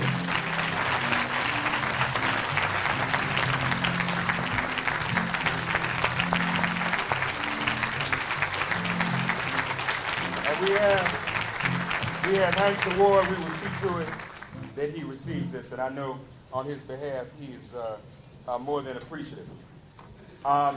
Before we get to our honoree of the hour, one more. For so long, the feminist movement was one itself that was not integrated, so to speak. It was pretty much white. But then, after Donald Trump was elected, or just before he was elected, a group of women came together and decided that they would add a bit more color to the women's movement. This young woman is the co-president of the Women's March, which ended up on the day after Donald Trump's inauguration being the largest worldwide demonstration in history, over 5 million people. And I don't care what Trump says. He says that I had more people in my inauguration. He did not. We had more people at the Women's March, and practically every president had more people at their inauguration than no good Donald Trump. They had more at the cookout, amen. She, our sister, has been involved in civil rights since she was a teenager. She too has been a mother single by herself raising a son. Because she has brought together such a diverse group of women, she too has been under attack. And that has not stopped. And I want everybody to keep that in mind and be prepared to continue to defend her, because the real goal is to see to it that this movement no longer remains diverse. They see the power of it. They saw the power of women coming together in the midterms. Lord knows they saw the power of women in Alabama when they beat back Roy Moore. That's right. Amen? And we know that black women themselves are the heart and soul of the Democratic Party and of our progressive movement. So please welcome to say a few brief words as we present her with her award, the co-president of the Women's March, my little sister, Tamika Mallory. Yeah.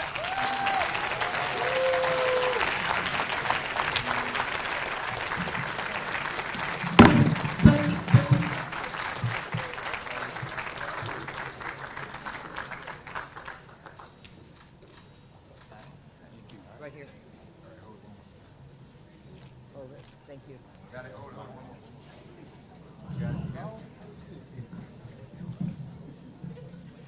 Good evening. I just want to very briefly say to Fire Rose and Brother Hank and to all those who are here this evening, thank you. Thank you for keeping my fire burning. You know, Mark Thompson mentioned me being under attack lately, and it certainly has been challenging, but it always feels good to go home and to know that there is a home. My mom is actually from Monroeville, Alabama, which is not far from here. And so coming down to Selma, since I was a child, has been a tradition for my family. And I know that at some point, Coretta Scott King said that each generation will be responsible for its own justice and its own freedom fighting. And I am certainly trying to walk in that tradition, understanding that I am not the beginning of any new tradition, but rather a continuation of a movement that so many others have sacrificed to allow me the privilege of walking in some big shoes. And so I just want to say to you all this evening, and to Susan Taylor, who has actually supported me, thank you so much for signing a letter on my behalf, for speaking on my behalf. And I just want to say, I love Black people. And it does not matter where I go or what it is that I'm doing. I could be sitting at the table with all the white women who are trying to figure out how do they get involved. I could be sitting among men, among kings, among anyone. I'm always going to be talking about my love, my everlasting and unbending love for Black people, because I know that Black people love me enough to give me the opportunity to be a leader in this moment, and I will not let my people down. I will carry not just Black people, but those who are considered to be the least of these with me in all of my work. And so this honor tonight is special, but it's not just for me. It's for those people who are behind the walls right now that can't be here with us, but they deserve a voice as well. Thank you so much for honoring me. Rose, I love you all.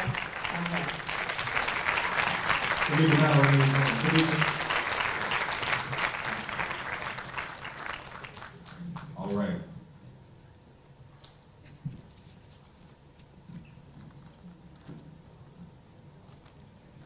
Jailed 10 days in a 4-by-5-foot concrete cell in Selma, Alabama. 26-year-old pregnant Mrs. Lillian Gregory, the wife of comedian Dick Gregory, told Jet magazine, "I am happy to be here trying to help my people get the right to vote. This is the only way to really change things down here." The expectant mother talked from a crowded enclosure where she was kept with 4 other young girls part of the time.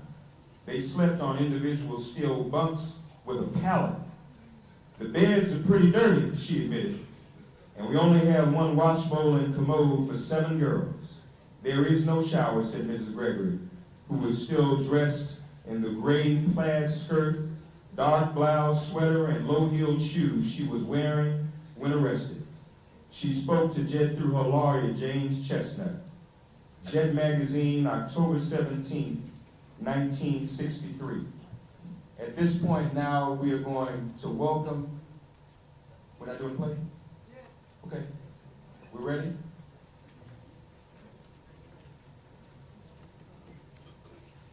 This is the hard work, y'all.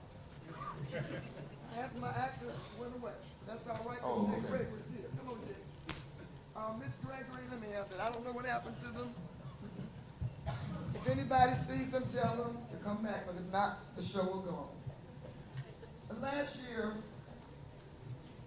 we did a special tribute to Dick Gregory because every year he would come here. Every year he would come here and they charged us a dime. One time he came and talked for 3 hours and nobody left. That's right. After it was over, we would go and he would talk another 3 hours. But we didn't know the story of Lillian Gregory. And when we did the play on Dick Gregory, her son went back and told her about it. I can't believe these people are not here. But my mama said, take what you have and make what you do. So, Rev, who played Dick Gregory, had a terrible accident and has been living in Birmingham. When I first asked him to do it, he said, I can't do it. He said, I just got too much. I said, but Miss Lillian Gregory really wants you to do this. So we're going to do that. But before we do that, there's another person we must honor that we have not honored.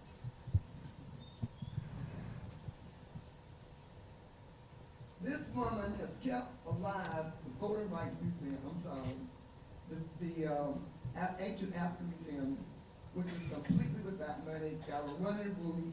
Even though my husband raised money and put a new roof, it still rains in it every day. And yet it's an awful space. And she is just awesome. She was with SNCC. She's arrested many times, but she turned 75 years old and we didn't do anything. So I wanted to correct that mistake. This is her 75th birthday. Annie Pearl Avery. So we want to sing happy birthday. And we all can share. If you know a story, you all be on your feet.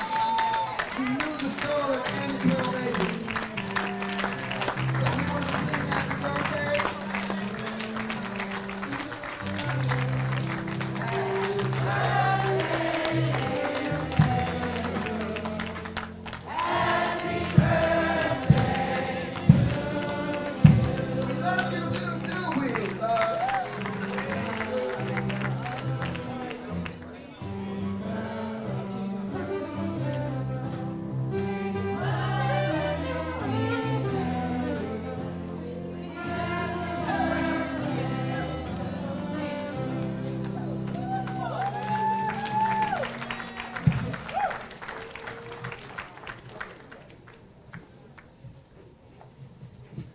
Yosef just told me that Miss Avery was in jail with Mrs. Gregory that same year in Atlanta.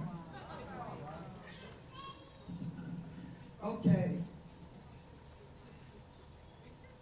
Thank you. Will everybody please have a seat now so we can get home on time. Thank you, Mr. Andy. So I still don't see the rest of the cast, but we're going to go on, y'all. So on behalf of the, can't believe it now. Let's have the last year. Okay, are you ready? So Miss Lillian, this is for you.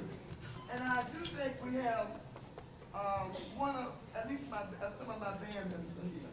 So we're going to have to probably skip most of the songs, but we'll do the best we can. Gregory.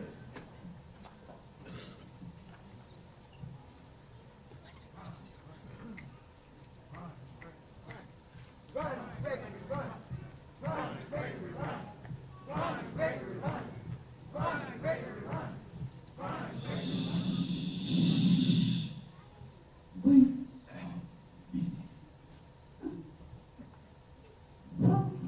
Gregory.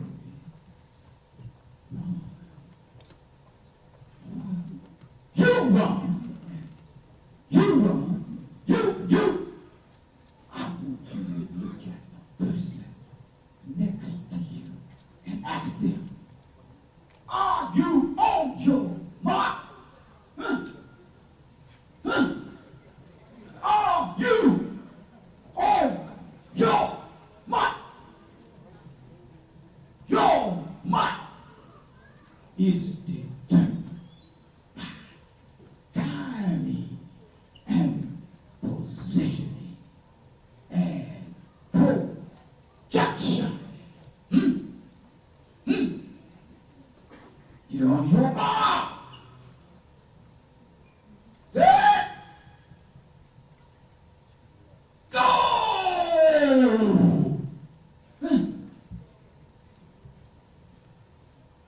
Listen.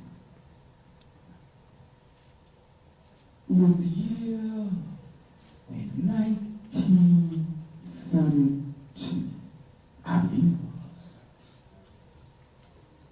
was. Lucille and Presley Gregory entered me into my first track meet. I outran all the others burned. Got to that over, kicked back, and enjoyed myself about 9 months of room service. Then, on October the 12th, 1932, my mom, Lucille Gregory, pushed me out and went to my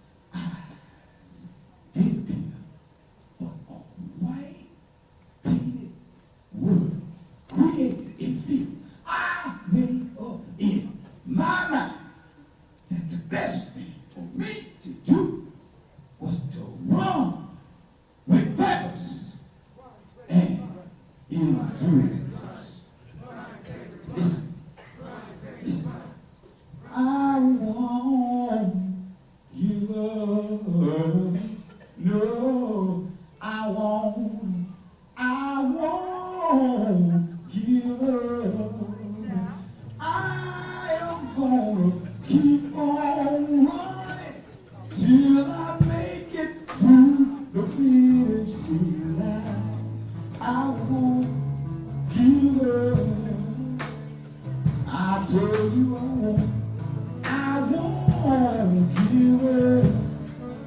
I am going to keep on running till I make it through the finish line.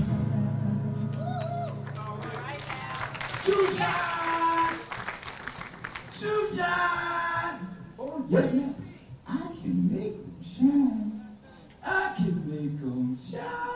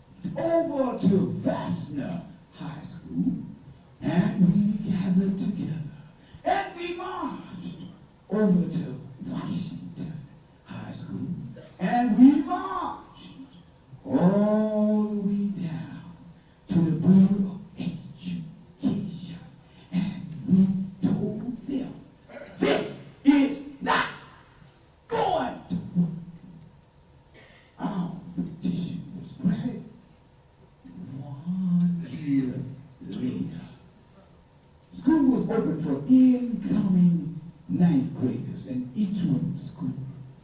Not only that, we went to the state. We tried running. We considered the best against the best. Black against blacks. Blacks against blacks. We decided it was time for us to run against some white folks. Oh, I outran a whole lot of folks. It's on the record, and it speaks for itself. Got me a scholarship to SIU. You hear that? SIU, Southern Illinois University. Got over there, won me an award. First time in 84 years, an African American received this award. Outstanding athlete of the year. I went from there, decided that I would go, got me a letter. What I did, I got a letter. Yeah. In fact, most touching letter of my life. Some man by the name of Sam wrote me a letter. Told me that I was his nephew. He was my uncle. Told me that somebody was stirring up trouble somewhere overseas. And he wanted me to go over there and fight for him. Well, first thing came to my mind, don't Uncle have some sons? Why you want to see me? I'm just a nephew. Well, I went over there and gave up 2 years of my life. Let me tell you what I found out in there. What I found out? I found out I could make white people laugh. But I gave him 2 years of my life, and then I decided I was going to go back to SIU.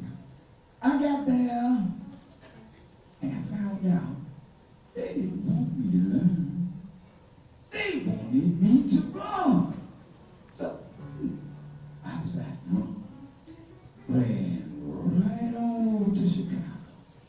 Started me a club called the Apex Club. Listen, y'all.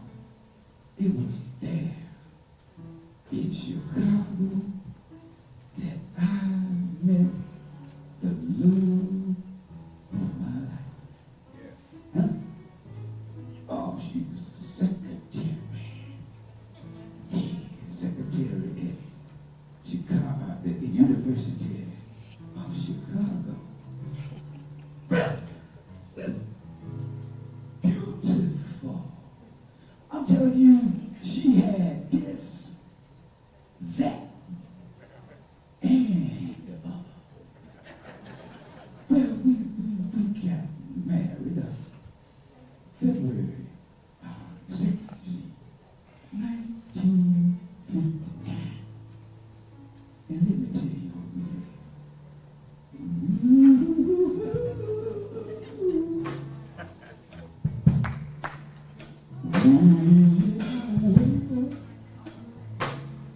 In the morning, when you on my mind,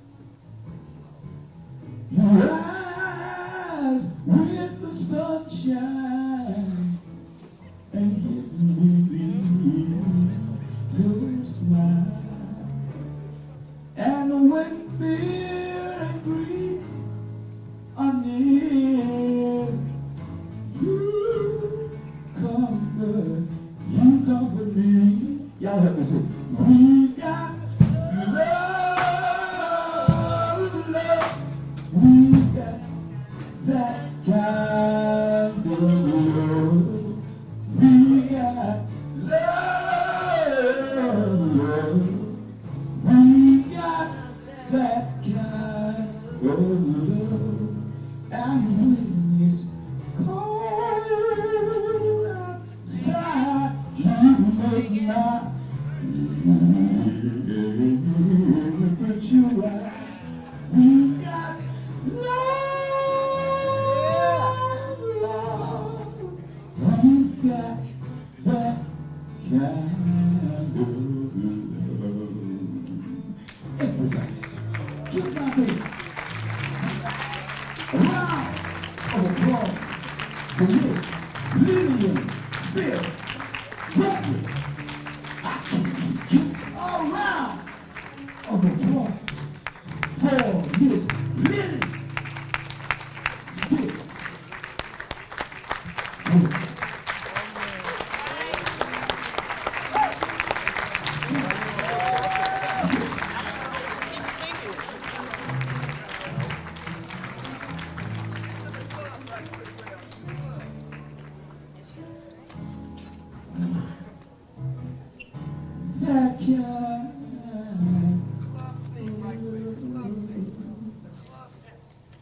Listen to me.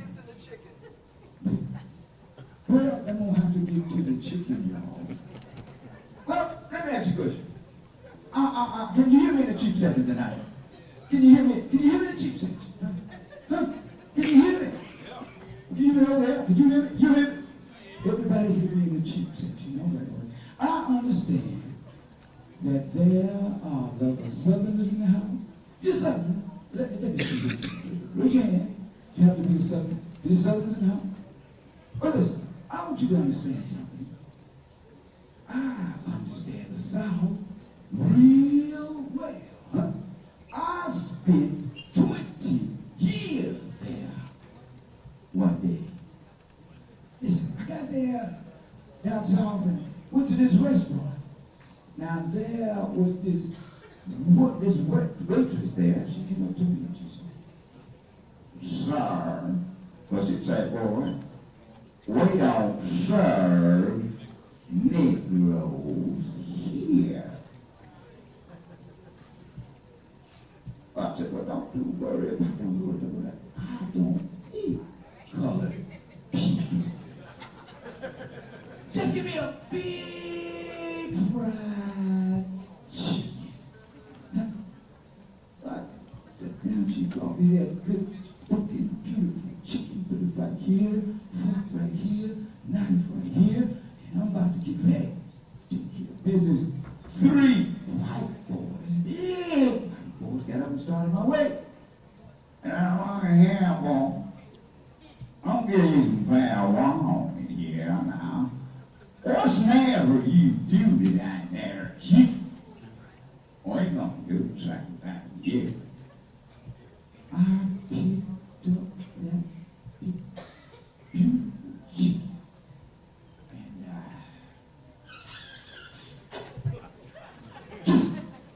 come on, boys, line up, come on, boys.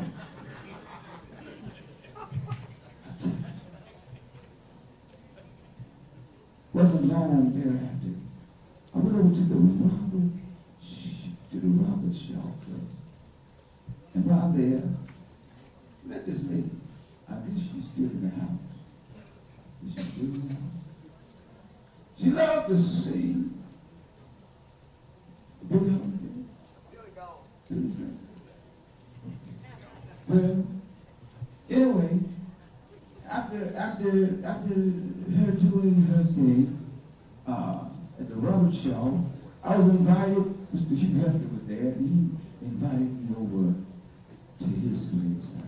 I went on over there, and while there, I was invited to Jack Carr. Somebody from his office called me, and Mr. Gregory, can you come to the Jack Carr show? We like you to come to the show. I thought, conscience. I told my wife, I just can't do it. Got another call, and this time it was Jack Carr. Mr. Gregory, this is Jack Carr. Why is it that you can't come on my show? I said to him, I said, listen, you don't allow colored people to sit on the couch. I just can't. You know, come on, we're gonna let you sit on the couch. Let me tell you, I got there and a couch never felt so good. I said, a couch never felt so good. So I began to get all of these contracts. They're coming from everywhere. Contracts on top. Contracts, my career skyrocketed. About that time, I got my love, and we moved out to the suburb area.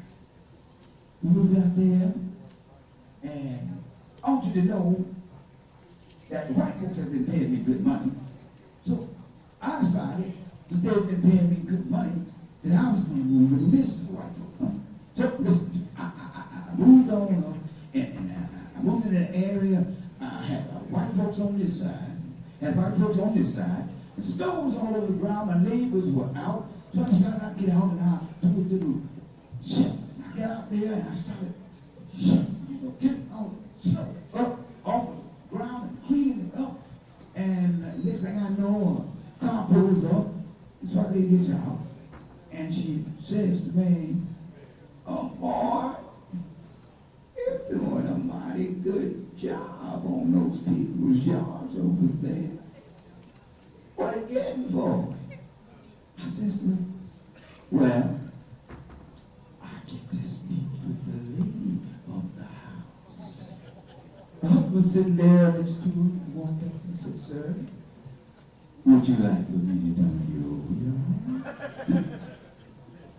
Well, in the end, with all of these things going on, I began to see my contracts just falling apart. Just falling apart. Losing one contract after the other. I kept getting calls from down south. I was going down south. I was doing my civil rights move. They wanted to tear me down by taking away my contracts. And I thought in mind and in heart, there's one thing for me to do. To remember when to bow down to. Come on, bow down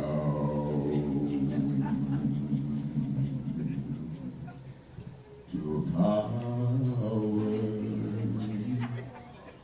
much greater than man. Bow down and pray for the strength to stand. Bow down with humility.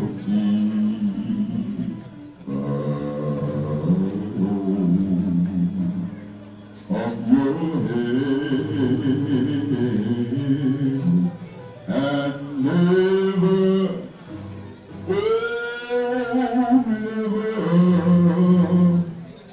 never bow down to me until you don't bow, don't bow, don't bow, never bow down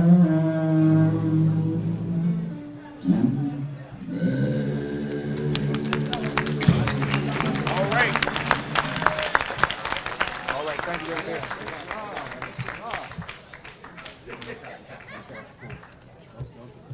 We good? Let's hear it right there. Give a round of applause. Without further ado, we know the hour's getting late. Before we bring up our honoree, her wonderful daughter, her youngest daughter, Gregory, will come forward now. Please hear her.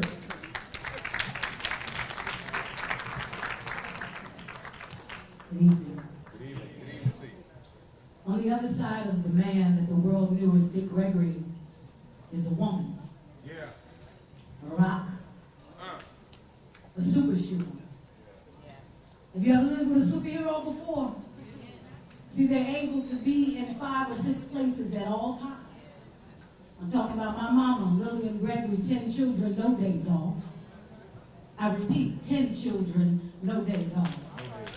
She was our doctor, our hairdresser, the cook. She was the teacher. She was our problem solver. So you can imagine my surprise. See, I knew my father was away all the time.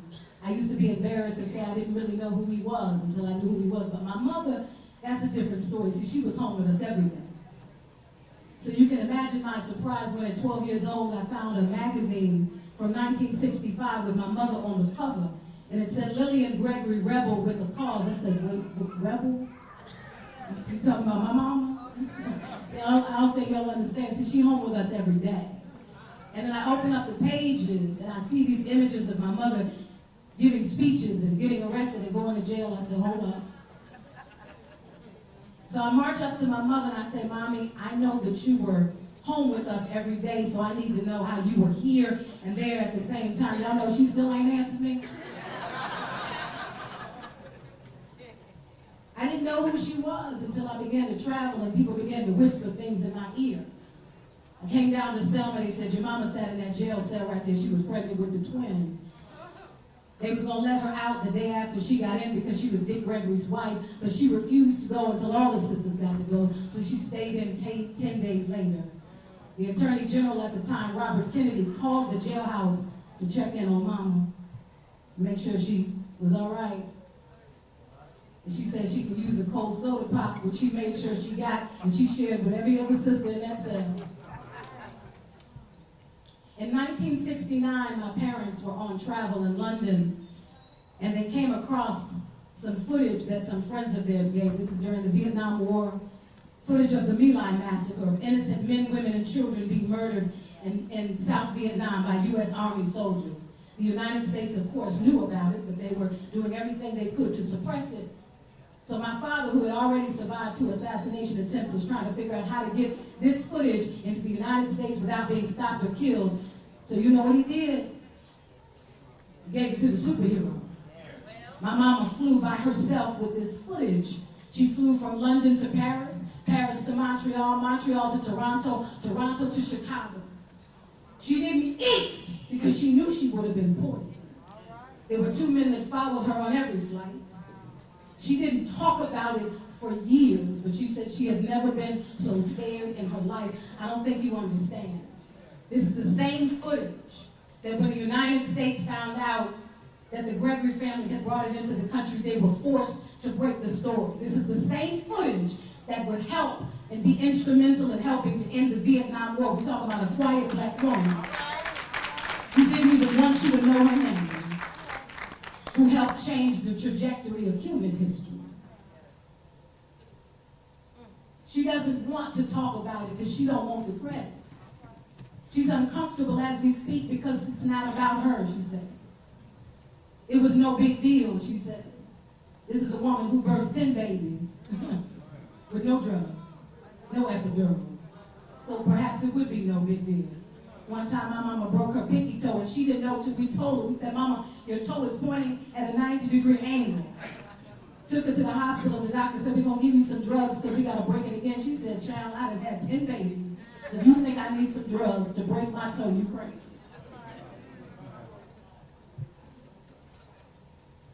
So she brings this footage into the country. The funny thing is her children didn't know. See, all we knew was that Mama made it home on Monday for Michelle's dance recital. I'm talking about the life of a superhero. And babies that she raised and they wonder why she had to be in 10 places at the same time. You can't tell me that this here woman can't fly. Soccer games, track meets, dance lessons, staying up late with me when I was sick or stressing. Let's be clear, she's the reason why I'm here again. Mama, this one's for you, so you can see you from my view. A woman so beautiful, a love indescribable. Mama, this one's for you. Mama, so beautiful. Without you, what would I do? Yeah. Mama, this one's for you. She's the rock, the power source they didn't see. She didn't want the credit, so she passed it down to me. But deep down, she's the root holding up this tree. And she don't talk about what she been through. And she don't brag about all the things she do. But you can see the light in her eyes. She talks soft, but got a heart that goes from here to the sky. Mama, this one's for you, so you can see you from my view. A woman so beautiful, a love indescribable. Mama, this one's for you. Mama, so beautiful. Without you, what would I do? Yeah. Mama, this one's for you, you. Ladies and gentlemen, can you stand on your feet for one of the mothers, one of the quiet warriors of the civil rights and human rights movement? She turned 81 in November. Love you, Mama. Lillian Estelle Smith Gregory.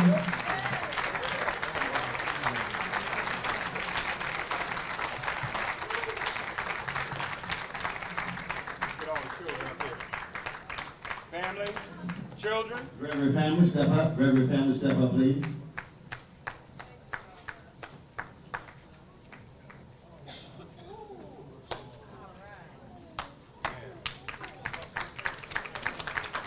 Come on up. Come on up.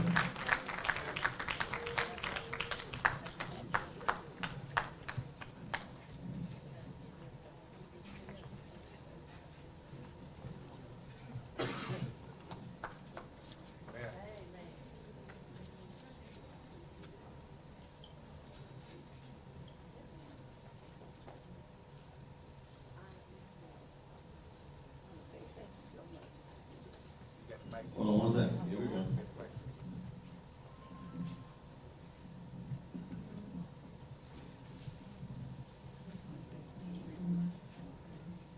Everyone, I appreciate this so much. Definitely not a public person that wants to be even paid any attention to, but I love my husband, I love my children, and just so thankful for this wonderful thing. I just appreciate it so much. And I'm just at a loss for words.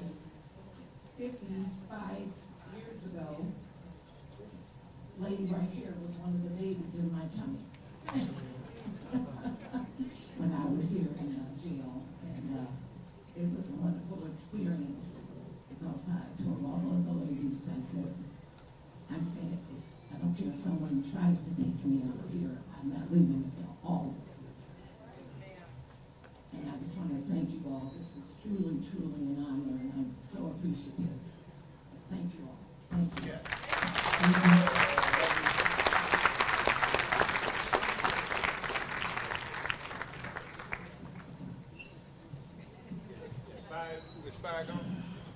Rose, first of all, give a round of applause for all of our honorees.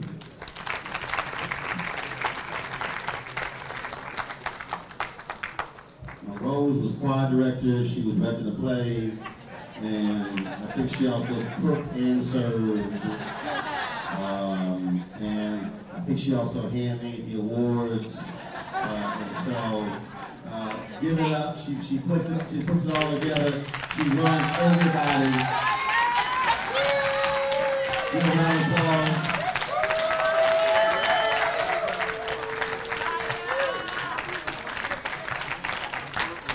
She's going to close us out shortly. It is not 10 o'clock. I was not going to be here that long. I told you, Rose. So, final words before we tell you how to go home. Thank you, Roland. Thank you so much. Y'all give it this brother. He kept it real, kept it funny. I've been trying to get him here forever. I really want to thank people. The sister that was in charge of this affair, 2 of her sisters died. So we had the choice of canceling it, and I couldn't get someone to be over it, so I had to do it. But with the help of some very wonderful sisters, and I would like, I don't want to miss any of their names, but y'all know who helped. Came in at the last minute, even serving the cake. So if you please, if you did anything to help pull this off, instead of cancel, aren't you glad we didn't cancel it? All this beauty, all of this. So if you did anything to help with this, please stand up. Come on then, y'all. Come on, yes, stay sick, yes, stay sick. There are women that are still working. And I would like for the board members of the Bridge Crossing Jubilee, Brother Breeze, please. His wife was the best president of the board we've ever had. Would you please, anybody that's on the board of the Bridge Crossing Jubilee, would you please stand? Oh, that's my sister. Oh, God, I didn't know you were there. No, they still me to death today. I was at the school, they said your sister's died. I had a fit. She's there, y'all. Give my sister. Where is she? Where is she, Pi? Oh, my God, yes. Oh, yes, she, oh, okay. Carolyn is the president of the National Voting Rights Museum. All of the members of the National Voting Rights Museum, please stand. Anybody know enough to it, okay? All of the people who came here at your own expense, y'all know we didn't have the money. Y'all know the lies they tell about all the money we make, y'all know it's not true. And they say do it in Selma so you won't support it, but those of you who came here and contributed to the workshops, some of you came here and received awards and paid your own way. So please stand and stand again so people can know who you are. Everybody's nice and nice. The last thing, I want to tell you a little about tomorrow. Oh, Bob Hildreth is not here anymore. But this couple who has kept our preschool along with Sadie Moss, my mother, was one of the greatest educators I've ever known. And we started the preschool here in 1975. And when she transitioned, we thought the school would die. But Sadie, and with the help of these two wonderful European Americans, yes, and Bob Hildreth, when New Orleans was suffering, and Bob Hildreth sent money because people from New Orleans came and stayed here with us, and he sent money to me every month. I think he's gone. Lillian, this fun, I think you've already recognized them. On my sister, I didn't see you. We were fighting for you lifting our vote, and I thought I saw Mr. Mohammed from Texas. Mr. Mohammed's been with us a long time. And I would like for all the couples who've been married 25 years or more to stand. All couples who've been married 25 years or more to stand. Celebrating Black love, y'all. And I don't know if Bruce Boynton's still here. Is Bruce still here? It was Bruce Boynton's case that went to the Supreme Court that led to the freedom rides, and his wife was on that bridge on Bloody Sunday. I think they had to leave. Are they here? Okay. This is the last thing I want to say, but tomorrow is very important. Tomorrow is serious business. This is not just about commemoration. This is really about continuing our movement. And come rain or shine, we're laying down on that bridge tomorrow. 400 years ago, our people were brought here in chains. But before they were brought in chains, they came as explorers. But for 400 years, we've been down, too many of us. Many of us have risen. I know that I didn't get to Harvard Law School because I was brilliant. I got to Harvard Law School because there were courageous, brilliant people who came before me. So we want to lay down on that bridge tomorrow, come rain or shine, because in 65 we were not down on that bridge, but we will stand up with a manifesto in our hands committed to saving the Voting Rights Act, to stop the massive incarceration, and etc. So if you're willing to lay down on that bridge with us, come rain or shine, I need you to give your names, because we're going to be very organized. You cannot march from the Brown Chapel Church to the bridge. You have to go directly to the bridge. The Secret Service is here because we have 4 presidential candidates here along with Hillary Clinton, so there's a lot of security problems. So we have to be there in advance. So be there at 1:30 if you want to lay down, even if you don't want to lay down on the bridge, but you want to participate. Before you leave, don't go to Brown? most of you won't be able to get into Brown Chapel. I'm telling you. You're not going to do the rally at Brown now, right? Oh, the rally will be at Brown. Oh, no, outside the church. Yes, the rally will be, but for those of us who are going to lay on the bridge, we will not be at the rally. We will go straight to the bridge. Okay? He said that's confusing, so I'll say it again. At 1:30, there will be a pre-march rally at the bridge. 1:30. And at Brown. At Brown Chapel Church. But at 2 o'clock, most people will march from Brown Chapel to the bridge. At the bridge, there will be a podium where there will be a few speakers. And I'll just ask Susan to be one of those speakers. She didn't know it. I had to get her cleared because that's real work going on right now for our children. So after the people speak, and Hillary and 2 other presidential candidates and 2 other civil rights people will speak, and then we will lay down on the bridge. After we lay down on the bridge, the rest of the people will follow. There will be a backwards march in honor of the incarcerated. There's a brother here who was released from prison after 47 years. Is he still here? He's gone. So that's the plan. So I just want to end this by saying again, thank you, thanks all of you. There's nothing we can say to compensate you for what you do and what you give. And the Baptist March is being led by Ms. Glasgow. If you want to be a part of the Baptist March, you cannot go to Brown Chapel either. So if you want to participate and you need more details, just see us. But before you go, please do something for Selma. Buy our books. Those, I ain't trying to advertise my books, but they're out there. I don't get any of the profits from. All the money goes to the museum. Thank you again. We love you. And we love you more. We love you. All right, folks. We shall see you tomorrow. Thanks so much. The women's conference is at 10 o'clock at the School of Discovery. Women's conference, you can hear Ms. Gardner, not Ms. Gardner. All these wonderful women, you can hear them talk again. All right, folks, we'll see y'all tomorrow. Have an absolutely great night. And we started at 7:10 and it's 9:51. I told you we were not going to be here past 10. Okay, wait a minute, y'all. Stop. He said it's just 9:10. We got to end with We Can Overcome. Come on in, y'all. Come on. We got 9 more minutes. Stop. Everybody at the door. Freeze.